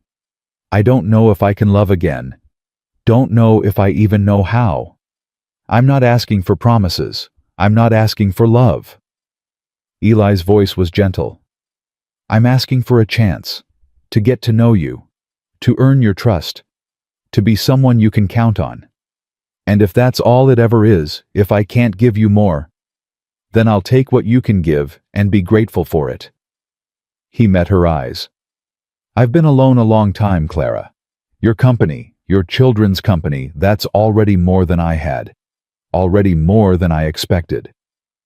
Clara looked at him, really looked, and saw something she'd been too scared to see before. Loneliness as deep as her own. Hope as fragile as hers. A man standing at the edge of something, terrified and brave, and reaching out. "Okay," she whispered. "Okay. Okay, we try. We see what happens." She took a breath. But slow. Everything slow. The children need stability, not upheaval. They need to feel safe before they can accept anything else. "I can do slow." A ghost of a smile crossed his face. "I've got nothing but time." They stood together in the cold, watching the stars appear one by one. Not touching, not quite, but close enough that Clara could feel the warmth of him beside her. It wasn't love. Not yet. Maybe not ever. But it was possibility. And after everything she'd been through, possibility felt like the most precious gift in the world. Inside the house, Clara could hear Annie's voice high and excited showing Lily something in their new room. She could hear Sam asking Josie questions, actually talking for once, instead of brooding in silence. She could hear Tommy coughing, but less than before the medicine doing its work. Her family. Battered and scarred, but alive. Still together. Whatever came next, they'd face it that way. Together. "We should go in," she said finally. "It's cold." "It is." But Eli didn't move immediately. "Clara." "Yes. Thank you. For trusting me. For giving this a chance." She thought about all the reasons she shouldn't trust him. All the ways this could go wrong. All the times she'd been let down by people who'd promised safety. But she also thought about the way he'd faced Silas. The way he'd been with her children. The way he'd asked permission before doing anything given her choices when she'd had none. "Thank you for being worth trusting," she said. And then she went inside to be with her children, leaving Eli alone on the porch, watching the stars wheel overhead in their ancient, unchanging patterns. Tomorrow would bring new challenges, new adjustments, the hard work of building a life from fragments. But tonight, for the first time in 2 years, Clara fell asleep without fear. The first week at Callahan Ranch passed in a blur of adjustment and small discoveries. Tommy's cough faded day by day until his breathing came easy and his cheeks regained their color. Annie found a spot near the kitchen window where Biscuit liked to sleep in the afternoon sun. Lily appointed herself official greeter of the chickens each morning, her delighted giggles echoing across the yard. But it was Sam who surprised Clara most. She found him in the barn on their 4th morning watching Eli work with a young mare. The horse was skittish, tossing her head and dancing sideways whenever Eli approached. But Eli moved slowly, speaking in low tones that Clara couldn't quite hear, and gradually the mare began to settle. "He's patient," Sam said without looking at his mother. "More patient than I expected." "Most good things take patience." "Papa was patient too." Sam's voice caught. "Remember how he used to train the dogs, would spend hours just sitting with them, letting them come to him?" "I remember." Clara moved to stand beside her son, close enough to touch, but not quite touching. "Your father had a gift with animals." "Mr. Callahan says I might have the same gift." Sam finally looked at her, and Clara saw something new in his eyes. Not hope exactly, that was still too fragile, but something like possibility. "He says if I want, he'll teach me to train horses. Real training, not just riding, the kind that takes skill. Would you like that?" Sam was quiet for a moment. "I think Papa would have liked it. He always said horses were the most honest creatures on earth, that you could trust a horse more than most people." "He did say that. So maybe—" Sam's jaw tightened. "Maybe learning to work with them would be a way of keeping him close, even though we're not on his land anymore." Clara felt her heart crack open. Her son, who'd been carrying anger like armor for 2 years, was finally letting himself grieve properly. Finally letting himself feel something besides rage. "I think that's a beautiful idea," she said softly. "It doesn't mean I trust him. Mr. Callahan, I mean. I know. He's still a stranger. He could still turn out to be like Uncle Silas." "He could." Clara didn't believe it, but she understood why Sam needed to say it. "We'll watch. We'll be careful. But we'll also give him a fair chance." Sam nodded slowly. Then, in a voice so quiet, she almost missed it. "He hasn't yelled. Not once. Not even when Lily knocked over the milk bucket yesterday, or when Annie left the barn door open and 2 of the chickens got out. No, he hasn't. Papa never yelled either. No, he didn't." They stood together watching Eli work the mare, and Clara felt something shift between her and her son. Not quite forgiveness, there was nothing to forgive but acceptance. Understanding. A willingness to move forward instead of staying locked in the past. "I'm going to help him," Sam said finally. "With the mare, if that's okay." "It's more than okay." Sam climbed the fence and dropped into the corral, approaching Eli with none of the hostility he'd shown before. Clara watched Eli greet her son, watched him hand Sam a lead rope and begin explaining something, watched her boy's shoulders relax for the first time in months. Maybe, she thought, maybe this could work. The days settled into a rhythm. Clara cooked and cleaned and managed the household with an efficiency born of years of practice. But here, unlike at the old farm, she had help. Eli's house was well stocked with supplies. The kitchen was warm and well equipped. And most importantly, she wasn't constantly worried about running out of food or firewood or time. She could breathe here. For the first time in 2 years, she could actually breathe. Josie took to the new life with surprising ease. Rosa Martinez came twice a week to give lessons, reading, writing, arithmetic, and Josie drank in the knowledge like water after a drought. "She's brilliant," Rosa told Clara one afternoon. "Truly gifted. If she'd had proper schooling from the start, she'd be teaching circles around most adults." She taught herself to read when she was 6. Wouldn't stop asking questions until she figured out how the letters worked. With the right education, she could do anything, be anything. Rosa's eyes were serious. "I'd like to work with her more if you'll allow it. Maybe even prepare her for the entrance exams at the territorial school in Cheyenne." Cheyenne. Clara's heart lurched. That's so far. "It's an opportunity. The kind that doesn't come often for girls out here." Rosa touched her arm gently. "Think about it. There's no rush." Clara thought about it constantly. Josie, who'd spent 2 years being a second mother, who'd sacrificed her childhood for her siblings. Josie deserved chances, deserved more than this life could offer. But the thought of losing her even to something good made Clara's chest ache. 3 weeks after their arrival, Tommy was well enough to explore the ranch. Clara watched from the kitchen window as he wandered through the barn with Lily in tow, the 2 youngest forming their own little exploration party. Tommy had always been gentle, and Lily adored him with the fierce devotion of a 4-year-old. "They're looking for the new kittens," Eli said, appearing beside her at the window. "Barn Cat had a litter last week. Tom's been asking about them since he heard. He's always loved animals. Gets that from William. Good trait in a rancher." Eli paused, and Clara felt him choosing his next words carefully. "He asked me something this morning. Tommy did." "What?" "He asked if I was going to be his new papa." Clara's heart stopped. "What did you tell him?" "I told him the truth, that I didn't know, that it wasn't my decision to make. That his real papa would always be his papa no matter what happened." Eli's voice was steady, but she heard the emotion beneath. "I told him that I cared about his family and wanted to help them, but that words like papa were serious and shouldn't be used unless everyone was ready." That was... Clara's throat closed. That was the right thing to say. "I hope so." Eli turned to face her. "Clara, I know we said slow, and I meant it. But the children are going to have questions. They're going to need to understand what this arrangement is, what we are to each other." "What are we to each other?"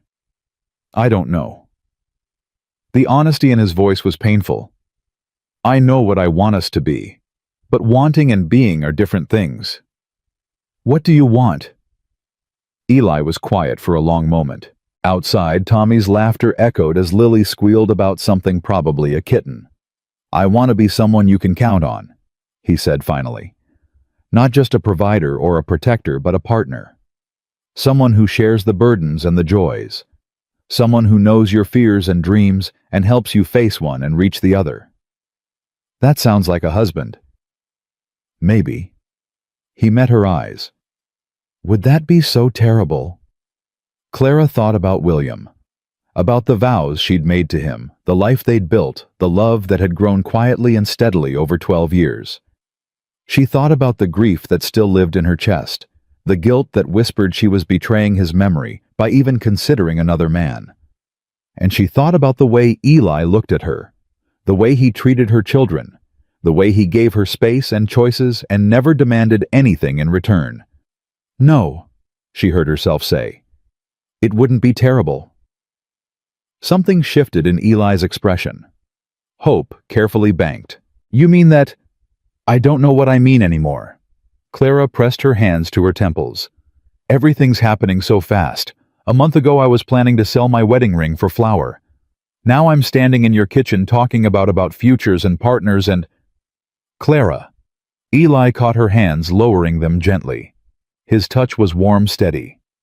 I'm not asking for an answer right now. I'm not asking for anything.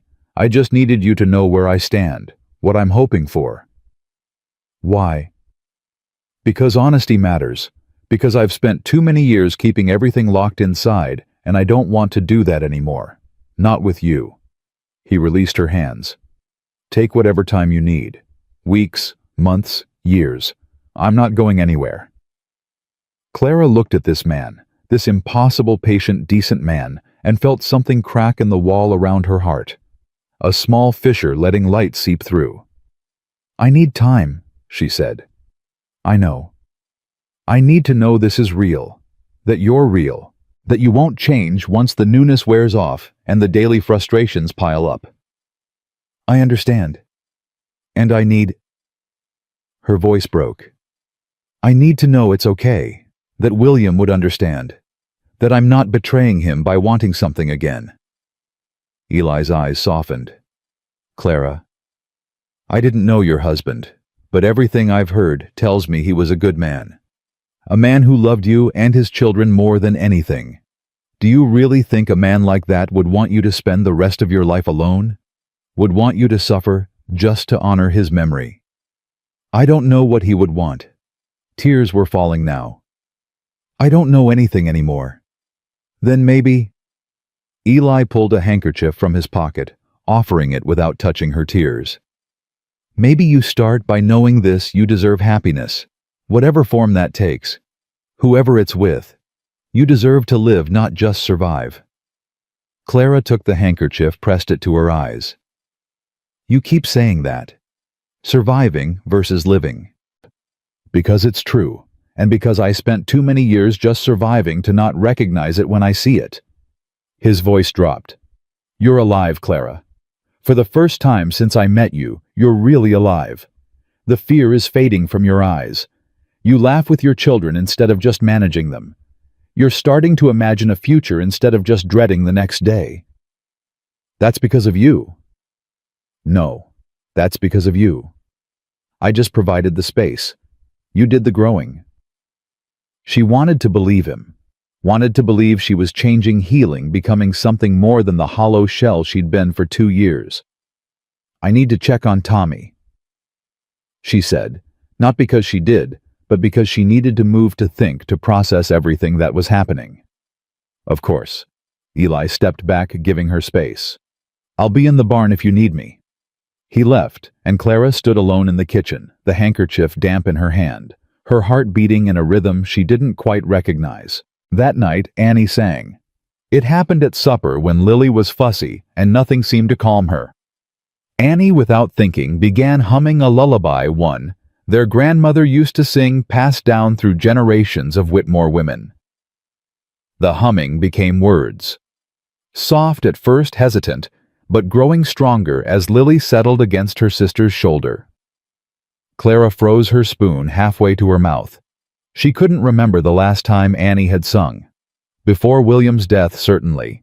Maybe even before that, when fear of Silas had already begun to steal the joy from their lives. But here now, in this strange new kitchen with a stranger at the head of the table, Annie was singing. The song ended, and Lily was asleep, and Annie looked up to find everyone staring at her. What? She asked, cheeks flushing. You sang, Sam said, his voice rough with emotion. Annie, you haven't sung in forever. Annie looked down at Lily. She was upset. It just came out. It was beautiful. Clara's voice was barely a whisper. Your grandmother would have been so proud. Papa used to love when you sang, Josie added softly. He said you had the voice of an angel. Annie's eyes filled with tears. I forgot how to do it. After everything, the songs just went away. They came back. Clara reached across the table, taking her daughter's hand. That's what matters. They came back. Eli said nothing, but Clara saw him watching Annie with an expression that made her chest tighten. Not pity, never pity, but something like recognition. Like he understood exactly what it meant to lose something precious and then find it again. Later that night, after the children were asleep, Clara found herself on the porch again. The stars were brilliant overhead, undimmed by clouds, and the cold was sharp but not unbearable. Couldn't sleep again. Eli's voice came from the shadows. He'd been there all along, she realized, keeping watch. Annie sang. I heard. She hasn't sung since before William died. I thought, Clara's voice caught. I thought that part of her was gone forever. Nothing's ever gone forever. Eli moved closer, standing beside her at the rail. Just hidden, waiting for the right moment to come back. Is that true for people too? For the parts of ourselves we lose? I don't know. Maybe. He was quiet for a moment. I've been thinking about something. Something I should probably tell you. What? The day I saw you in the store with Silas threatening you and your hand shaking on that wedding ring, I told myself I was helping a stranger in need, doing the right thing for its own sake, keeping a promise to my mother's memory. Wasn't that true? Partly, but not entirely. Eli turned to face her. The truth is, Clara, I saw you and I felt something. Something I haven't felt in 15 years. Something I thought I'd killed in myself during the war. What was it? Hope. The word hung in the frozen air between them. I saw you, and for the first time since I was 23 years old, I hoped for something more than just getting through the next day. Clara felt her heart hammering. You didn't even know me. I know. It doesn't make sense. None of this makes sense. A stranger in a store, a split-second decision, and now here we are living together, raising your children together, building something that could be... He stopped, ran a hand through his hair. I'm not explaining this well. You're explaining it fine. I just need you to understand when I say I'm willing to wait, when I say I'll take whatever you can give, I mean it. But I also need you to know that what I feel isn't casual, isn't simple, isn't going to fade if you take too long to decide. What do you feel? Eli met her eyes, and in the starlight, she saw his walls come down. All of them, all at once. I love you, he said quietly. I think I've loved you since the moment you stood in that store with tears in your eyes and refused to break. I love your strength and your fear and your fierce devotion to your children. I love the way you hum when you're cooking, and the way you check on each child before you go to sleep, and the way you look at the sunrise like it's a gift you don't quite trust. Clara couldn't breathe. You don't have to say it back. You don't have to feel it back. Eli's voice roughened. I've spent too many years not saying the things that mattered. I didn't want this to be one of them. The silence stretched between them. Inside the house, a child coughed in their sleep. The wind picked up, sending snow swirling off the roof. I can't say it back, Clara finally managed. Not yet. There's still too much William, the children, everything. I know. But I feel something. She forced herself to meet his eyes. Something I didn't expect. Something that scares me, because it means letting go of what I was, of who I was, and becoming someone new. That's enough. Eli's voice was thick with emotion. That's more than enough. He reached out slowly, giving her time to pull away, and touched her face. Just a brush of fingers against her cheek, gentle as snowfall. Clara closed her eyes. We should go inside, she whispered. It's cold. It is. But neither of them moved. They stood together in the frozen night on the edge of something neither of them fully understood. Two wounded souls finding their way toward each other, one careful step at a time. When Clara finally went to bed, she dreamed of William. But for the first time since his death, he was smiling, waving goodbye, walking away toward a light she couldn't follow, letting her go. The next morning, everything changed again. A rider came just after breakfast, pushing his horse hard through the fresh snow. Clara recognized him from town, young Deputy Walsh, barely 20, his face red with cold and exertion. "Mr. Callahan!" He gasped, dismounting at the porch. "You need to come to town, now." "What's happened?" "It's Silas Whitmore. He's filed charges against you. Attempted murder, he's calling it. Got himself a lawyer from Cheyenne, some fancy fellow who's stirring up all kinds of trouble." Clara's blood went cold. She saw Eli's expression harden, saw his hands tighten into fists. "The shooting was self-defense. He drew first." "I know that. Sheriff knows that. But Whitmore's got witnesses, least that's what his lawyer claims. Says he was just riding to check on his poor widowed sister-in-law, and you ambushed him without provocation." "That's a lie." "Course it is. But the judge is coming from Cheyenne next week for the circuit court, and Whitmore's lawyer is pushing for a trial." Deputy Walsh looked genuinely distressed. "Sheriff sent me to warn you. Thinks you should get your own lawyer. Get your story straight. Maybe find those children to testify about what really happened." "No!" Eli's voice was steel. "I'm not putting Clara's children on a witness stand. They've been through enough." "Then you might need to start thinking about other options. Because Whitmore. He ain't backing down. And his lawyer's good. Real good." After the deputy left, Clara found Eli in the barn, saddling Solomon with hands that shook with barely controlled fury. "You're going to town." "I have to. Have to see the sheriff find a lawyer, figure out how to fight this." "Eli." Clara caught his arm. "This is because of me. Because you helped me. If you hadn't—" "If I hadn't, you'd be married to that snake right now, or worse. Your children would be scattered across the territory. You'd have lost everything." Eli's eyes met hers. "I'd make the same choice again. Every single time." "He could send you to prison." "He could try." "This is serious." "I know it is." Eli put his hands on her shoulders, steadying her. "But Clara, I've survived war. I've survived loss and grief and 15 years of loneliness. I'll survive this too." "What if you don't?" "Then you take the children and you keep going. You build the life we started. You don't let Silas Whitmore win. I can't do this without you." The words came out before she could stop them. "I don't want to do this without you." Something shifted in Eli's expression. "Clara, I know we said slow. I know I said I needed time. But time doesn't mean much if you're not here to spend it with." "What are you saying?" Clara took a breath.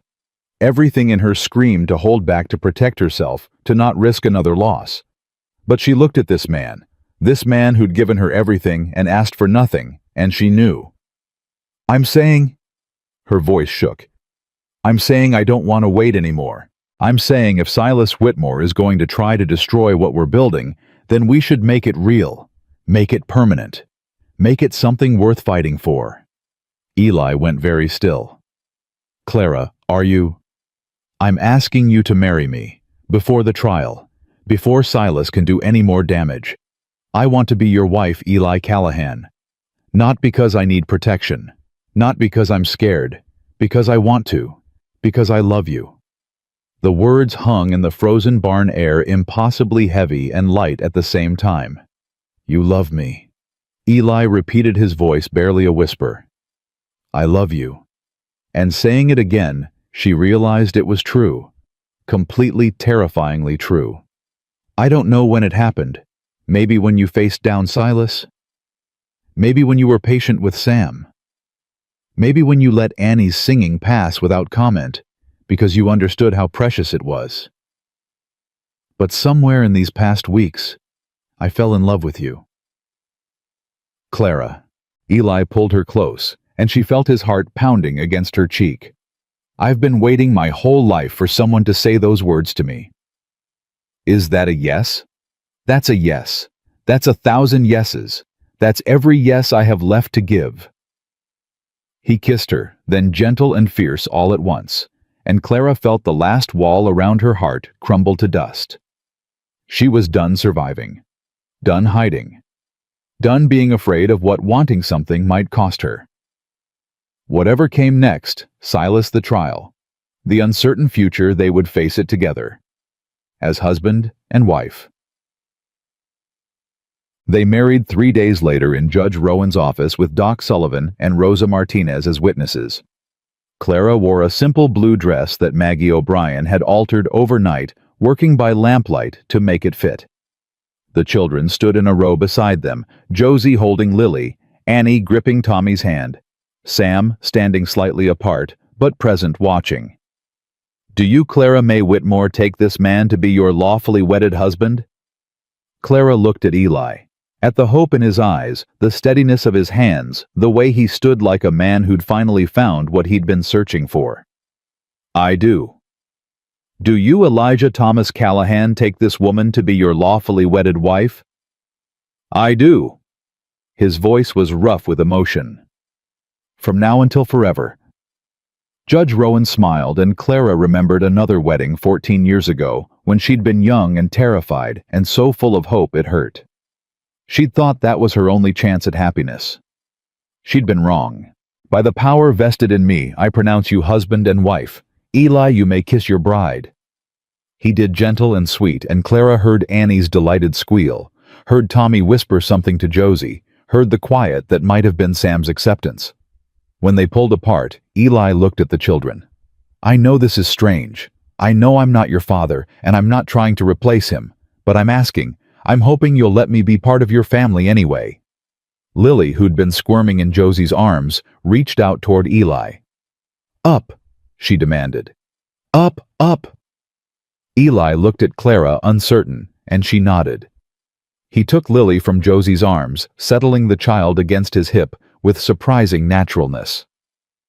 Hello, little one? You're tall, Lily informed him seriously. I am.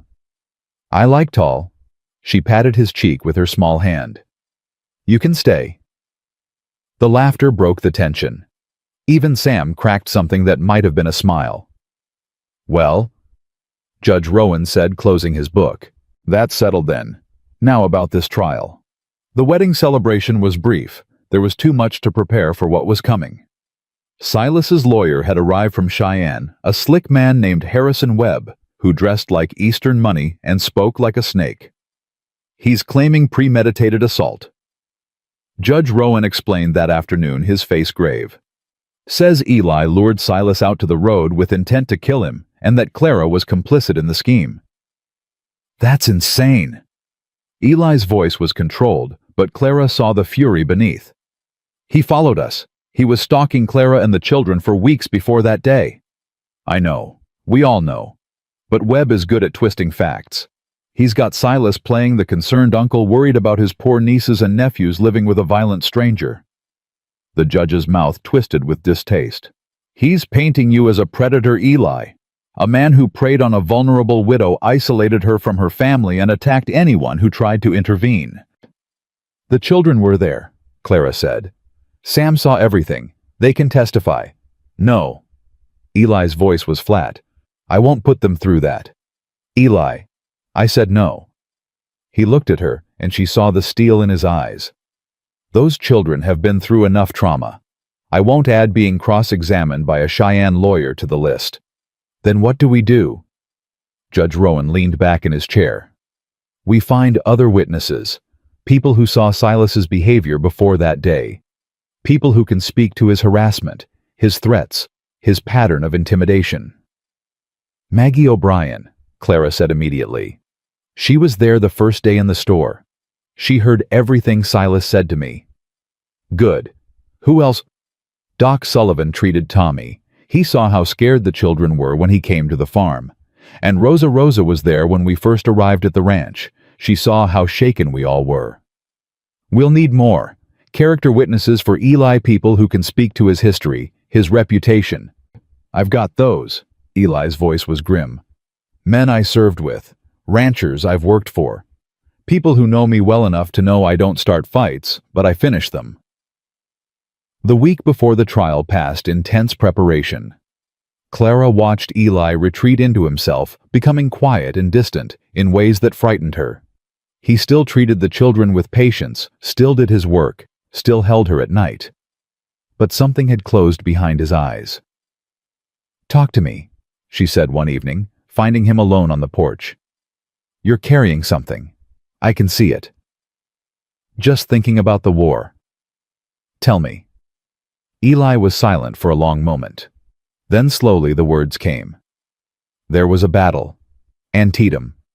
You've probably heard of it. Bloodiest day in American history, they call it now. I was 23 years old, and I watched men die by the thousands. Boys, some of them. 16, 17 years old, crying for their mothers while they bled out in the mud." Clara took his hand, saying nothing. "After when it was over, and we were counting the dead, I found myself standing in a field of bodies. And I realized I felt nothing.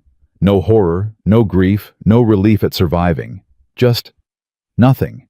I'd become a machine. A weapon that walked and talked and followed orders, but wasn't really human anymore. But you came back. You built this ranch. You helped me, helped my children. I forced myself to feel again. Took years. Reading books, working with animals, letting myself care about the land, about the horses, about something other than survival." Eli's grip tightened on her hand. "But Webb's going to bring up the war. He's going to try to paint me as damaged goods. A violent man who never really left the battlefield. Anyone who meets you knows that's not true." "Do they, Clara? I shot Silas without hesitation, didn't even blink.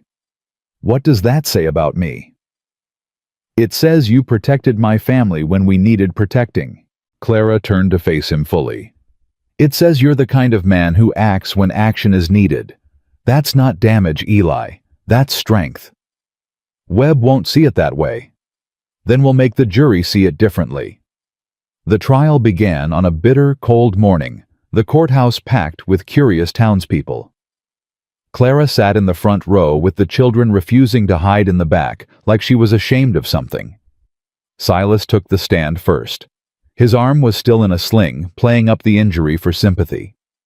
He spoke in a measured, reasonable voice about his concerns for his late brother's children, about the strange man who'd appeared from nowhere, about his shock at being ambushed on a public road. "I was simply riding to check on my family," Silas said, his face a mask of wounded innocence. "The road to the old Whitmore farm passes near where the shooting occurred. I wasn't following anyone, I was taking the most direct route." "And you had no intention of confronting Mr. Callahan?" Webb prompted. "None whatsoever. I'd never even spoken to the man before that day, but when I saw him riding toward me, something in his manner concerned me. He seemed aggressive, hostile." "What happened next?" "He drew his weapon without warning. No words, no attempt at conversation, just violence." Silas's voice trembled convincingly. "I barely managed to get my own gun clear before he shot me." Clara's hands clenched so tight her nails drew blood from her palms. Beside her, Sam was rigid with fury, his jaw working, his fist pressed against his thigh. "Liar," Sam whispered. "He's lying." "Quiet," Clara murmured back. "Our turn is coming." Eli's lawyer, a gruff, practical man named Thomas Garrett, took his time with the cross-examination. "Mr. Whitmore, you say you were simply passing through on your way to check on your sister-in-law. But isn't it true that the most direct route to the Whitmore farm doesn't pass anywhere near where this shooting occurred?" Silas hesitated.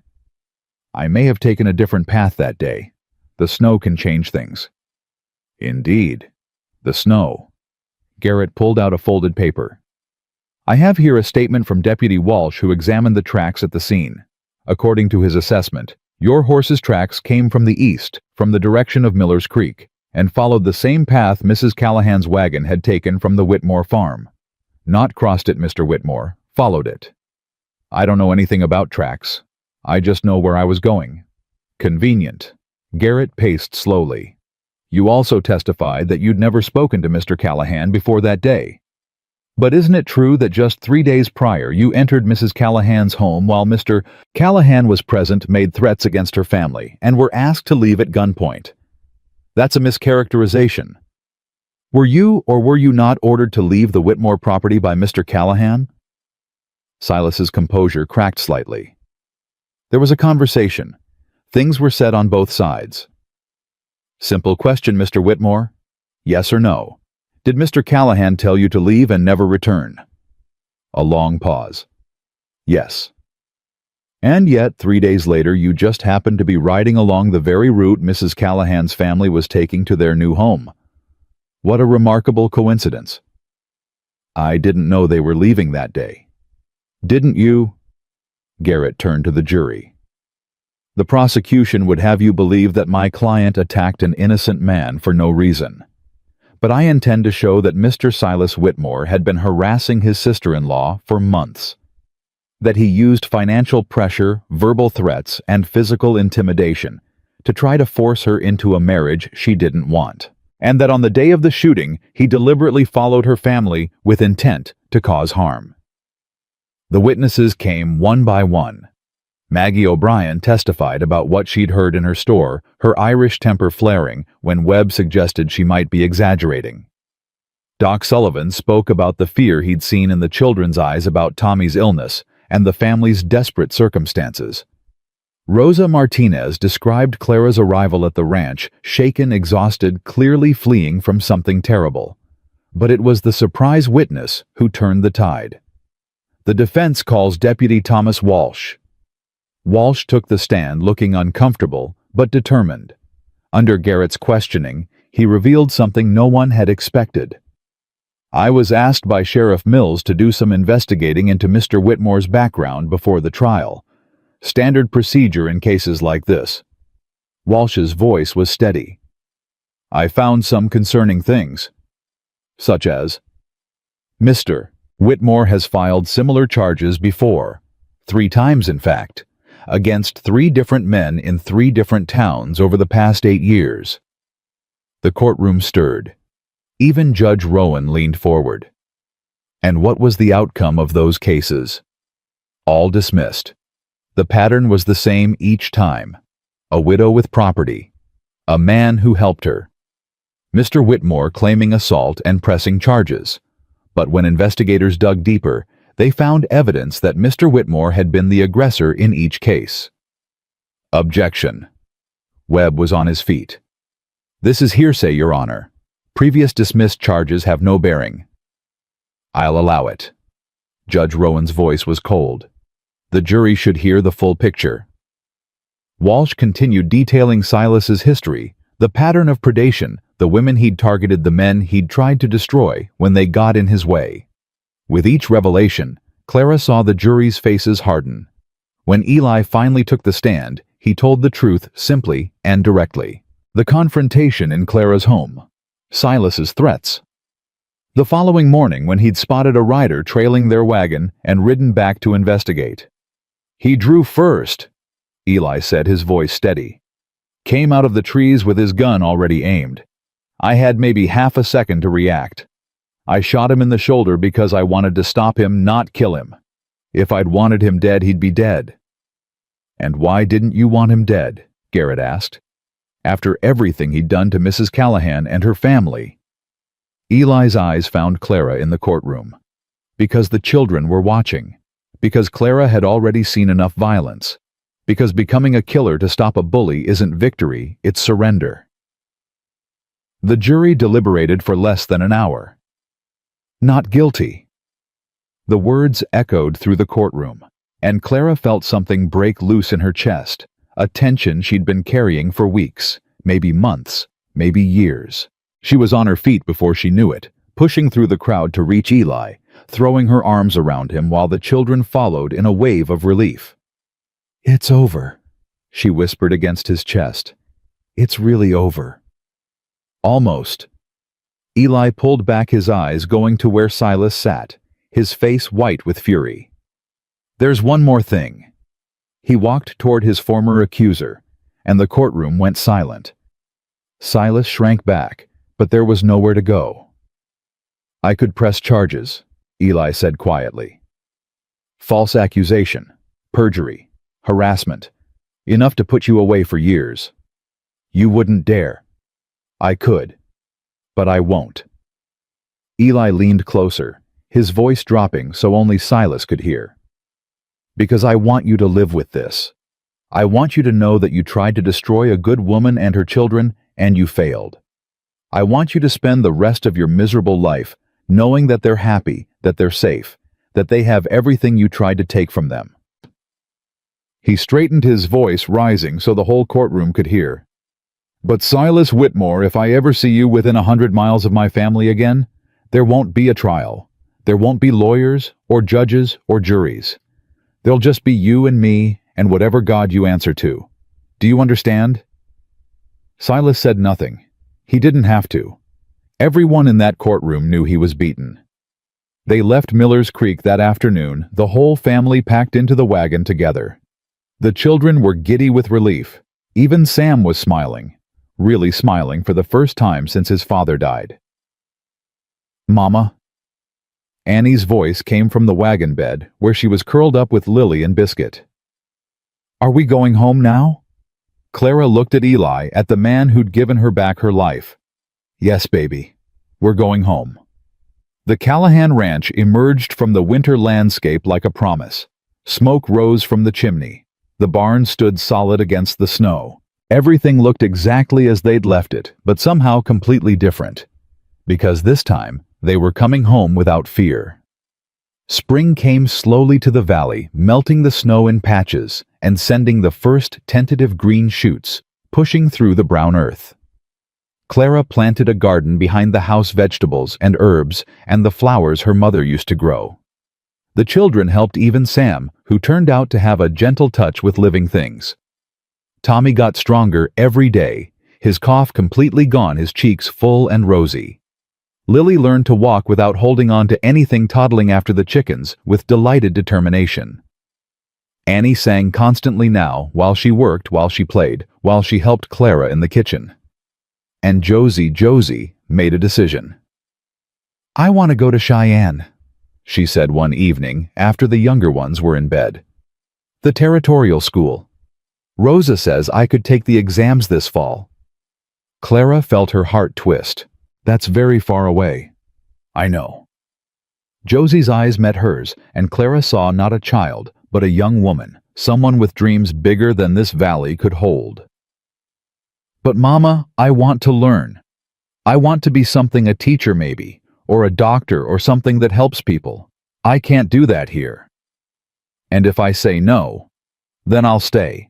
I'll help with the ranch and the family, and I won't complain." Josie's voice was steady. "But I'm asking you to say yes." Clara looked at her daughter, her firstborn, her helper, the girl who'd been a mother to her siblings when Clara couldn't be. Josie had sacrificed so much already. She deserved the chance to fly. "Yes," Clara said, her voice breaking. "Yes, you can go." Josie's face lit up like sunrise. "But you write every week. And you come home for holidays. And you tell me immediately if anything goes wrong." "I will, Mama. I promise." Later that night, Clara told Eli about the conversation. They lay together in the darkness of their bedroom, her head on his chest, his arm around her shoulders. "She's too young," Clara said. 14 is too young to leave home. She's the same age I was when I left." "That's different. You had no choice." "Neither does she, really." Eli's voice was thoughtful. "Some people are meant for bigger things than one piece of land can offer. Josie's one of them. Trying to keep her here would be like trying to hold back the tide." "I know, Clara's voice broke. "I just got everyone safe. I just got us all together. And now she wants to leave. That's what children do. They grow, they go, they build their own lives." Eli pressed a kiss to her hair. "But they come back. The good ones, the ones who were loved properly, they always come back.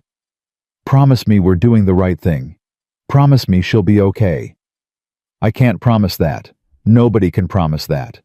But I can promise you this, whatever happens, you won't face it alone. We're a family now. Whatever comes, we face it together." Clara thought about all the times she'd felt alone, all the nights she'd lain awake, terrified, wondering how she would keep her children fed and safe. All the mornings she'd forced herself out of bed when every part of her wanted to give up. She wasn't alone anymore. She would never be alone again. "I love you," she whispered. "I love you too." Summer brought warmth and growth and the completion of something Clara had been working on in secret. On a warm evening in July, she led Eli and the children out to the small hill behind the house where the wildflowers grew thick and the view stretched all the way to the mountains. "What is this?" Eli asked, looking at the blanket she'd spread, the lanterns she'd placed, the food she'd prepared. "A celebration. Of our first 6 months together. Of surviving everything that tried to destroy us." Clara took his hand. "And of this." She reached into her pocket and pulled out a small wooden box. Inside, nestled on a square of velvet, was her wedding ring. The one she'd almost sold for flour. The one from her marriage to William. "Clara, I want you to have it." Her voice was steady. "Not to wear it wouldn't fit, but to keep. To know that the love I had for William doesn't compete with the love I have for you. They're both part of me, both part of who I am." Eli took the box carefully as if it might shatter. "Are you sure?" "I'm sure. William gave me those children. He gave me 12 years of happiness. But you—" Clara's voice caught. "You gave me a future, a second chance, a reason to believe that losing someone doesn't mean losing everything."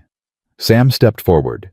In his hand was William's knife, the one he'd carried since his father's death, the one he'd guarded like a sacred object. "I want you to have this," he said to Eli. "Papa would have wanted someone who protects this family to carry it. That's you now." Eli looked at Clara, his eyes bright with unshed tears. She nodded. "Thank you, Sam." Eli took the knife, his voice rough. "I'll carry it with honor." Annie came next, pressing a folded paper into Eli's hands. "I wrote you a song. It's not very good, but I'm sure it's perfect." Tommy brought a drawing, the whole family stick figures with oversized heads standing in front of a house with a big red barn. And Lily, not quite understanding what was happening, but wanting to participate, handed Eli a slightly wilted wildflower she'd picked herself. "For you," she said solemnly, "because you're nice." Eli gathered them all close. His wife, his children, his impossible, unexpected family, and Clara felt something settle in her chest. Not the absence of pain, because the pain would always be there, woven into the fabric of who she was. But alongside the pain, something else: joy, belonging, home. "I never thought I'd have this," Eli said quietly. "Never let myself want it. Too scared of losing something this precious." "You won't lose us," Clara said. "You don't know that. I know that we're here now. That today, this moment, we're together. And that's what matters. Not what might happen tomorrow, not what we've lost before. Just this. Just us." The children had wandered toward the blanket drawn by the food and the lanterns and the magic of an evening picnic. Clara and Eli stood together watching them, these 5 small humans who'd somehow become the center of everything. "You know what I realized?" Eli said softly. "What?" "That day in the store, when I saw you about to sell your ring, I thought I was saving you. I thought I was being the hero riding in to rescue the damsel in distress." He shook his head. "But that's not what happened at all. No. No. You saved yourself. You'd been saving yourself and those children for 2 years before I came along. All I did was give you a chance, and you took it. You fought for it. You built this life with your own hands and your own heart." Eli turned to face her fully. "I didn't save you, Clara. If anything, you saved me." "We saved each other," Clara said. That's what love is, isn't it? Two people pulling each other out of the dark. I think so. I think that's exactly what it is. They joined the children on the blanket, passing food, and trading stories, and watching the sun paint the sky in shades of gold and rose. When darkness finally fell, they gathered the lanterns and walked home together, Lily asleep in Eli's arms, Tommy's hand in Clara's, the older children running ahead. Later, after everyone was in bed, Clara stood at the window of her room, their room, and looked out at the valley she'd learned to call home. The stars were brilliant overhead. The air was sweet with summer. Somewhere in the barn, a horse whickered softly in its sleep. Eli came up behind her, wrapping his arms around her waist. "What are you thinking about?" "Choices," Clara said. "All the choices that led us here. What if I hadn't gone to the store that day? What if you hadn't stopped to listen? What if Silas had won so many ways it could have gone differently? But it didn't. We're here. That's what matters. I know. She leaned back against him. I spent so long believing I had no choices. That life just happened to me, and all I could do was survive it. But that's not true, is it? We always have choices, even when they seem impossible. What are you choosing now?" Clara turned in his arms, looking up at the man who'd walked into her life and changed everything. "I'm choosing to stop being afraid. I'm choosing to believe this will last. I'm choosing to be happy, even when happiness feels dangerous, even when part of me is still waiting for something to go wrong." She touched his face. "I'm choosing you, Eli Callahan. Today and tomorrow and every day after that." He kissed her, then soft and sweet and full of promise. "And I choose you, Clara Callahan, always." Outside, the wind whispered through the summer grass, carrying the scent of wildflowers and warm earth. The mountains stood sentinel against the starlit sky, and in a farmhouse built of logs and hope, a family slept peacefully together whole. Not perfect, never perfect, but real and chosen and more than enough. Clara May Whitmore. Callahan had lost everything once. Her husband, her security, her faith that the world could be kind. She'd been beaten down by grief and fear, and the cruelty of a man who saw her as property to be owned. But she'd survived. Not just survived, she'd risen. She'd fought for her children and herself. She'd opened her heart to love again, even when love felt like the most dangerous thing in the world. And in the end, she'd found what she'd been searching for all along. Not rescue, not salvation from someone else. Home. A place where she belonged, a family that was hers. A love that asked nothing but gave everything. Clara Callahan closed her eyes and let herself rest. Tomorrow would bring new challenges, Josie leaving for school, Sam learning to become a man, the younger ones growing and changing in ways she couldn't predict. Life would continue to surprise her, to test her, to demand more than she thought she could give. But she would meet it all, because she was no longer a widow clinging to survival.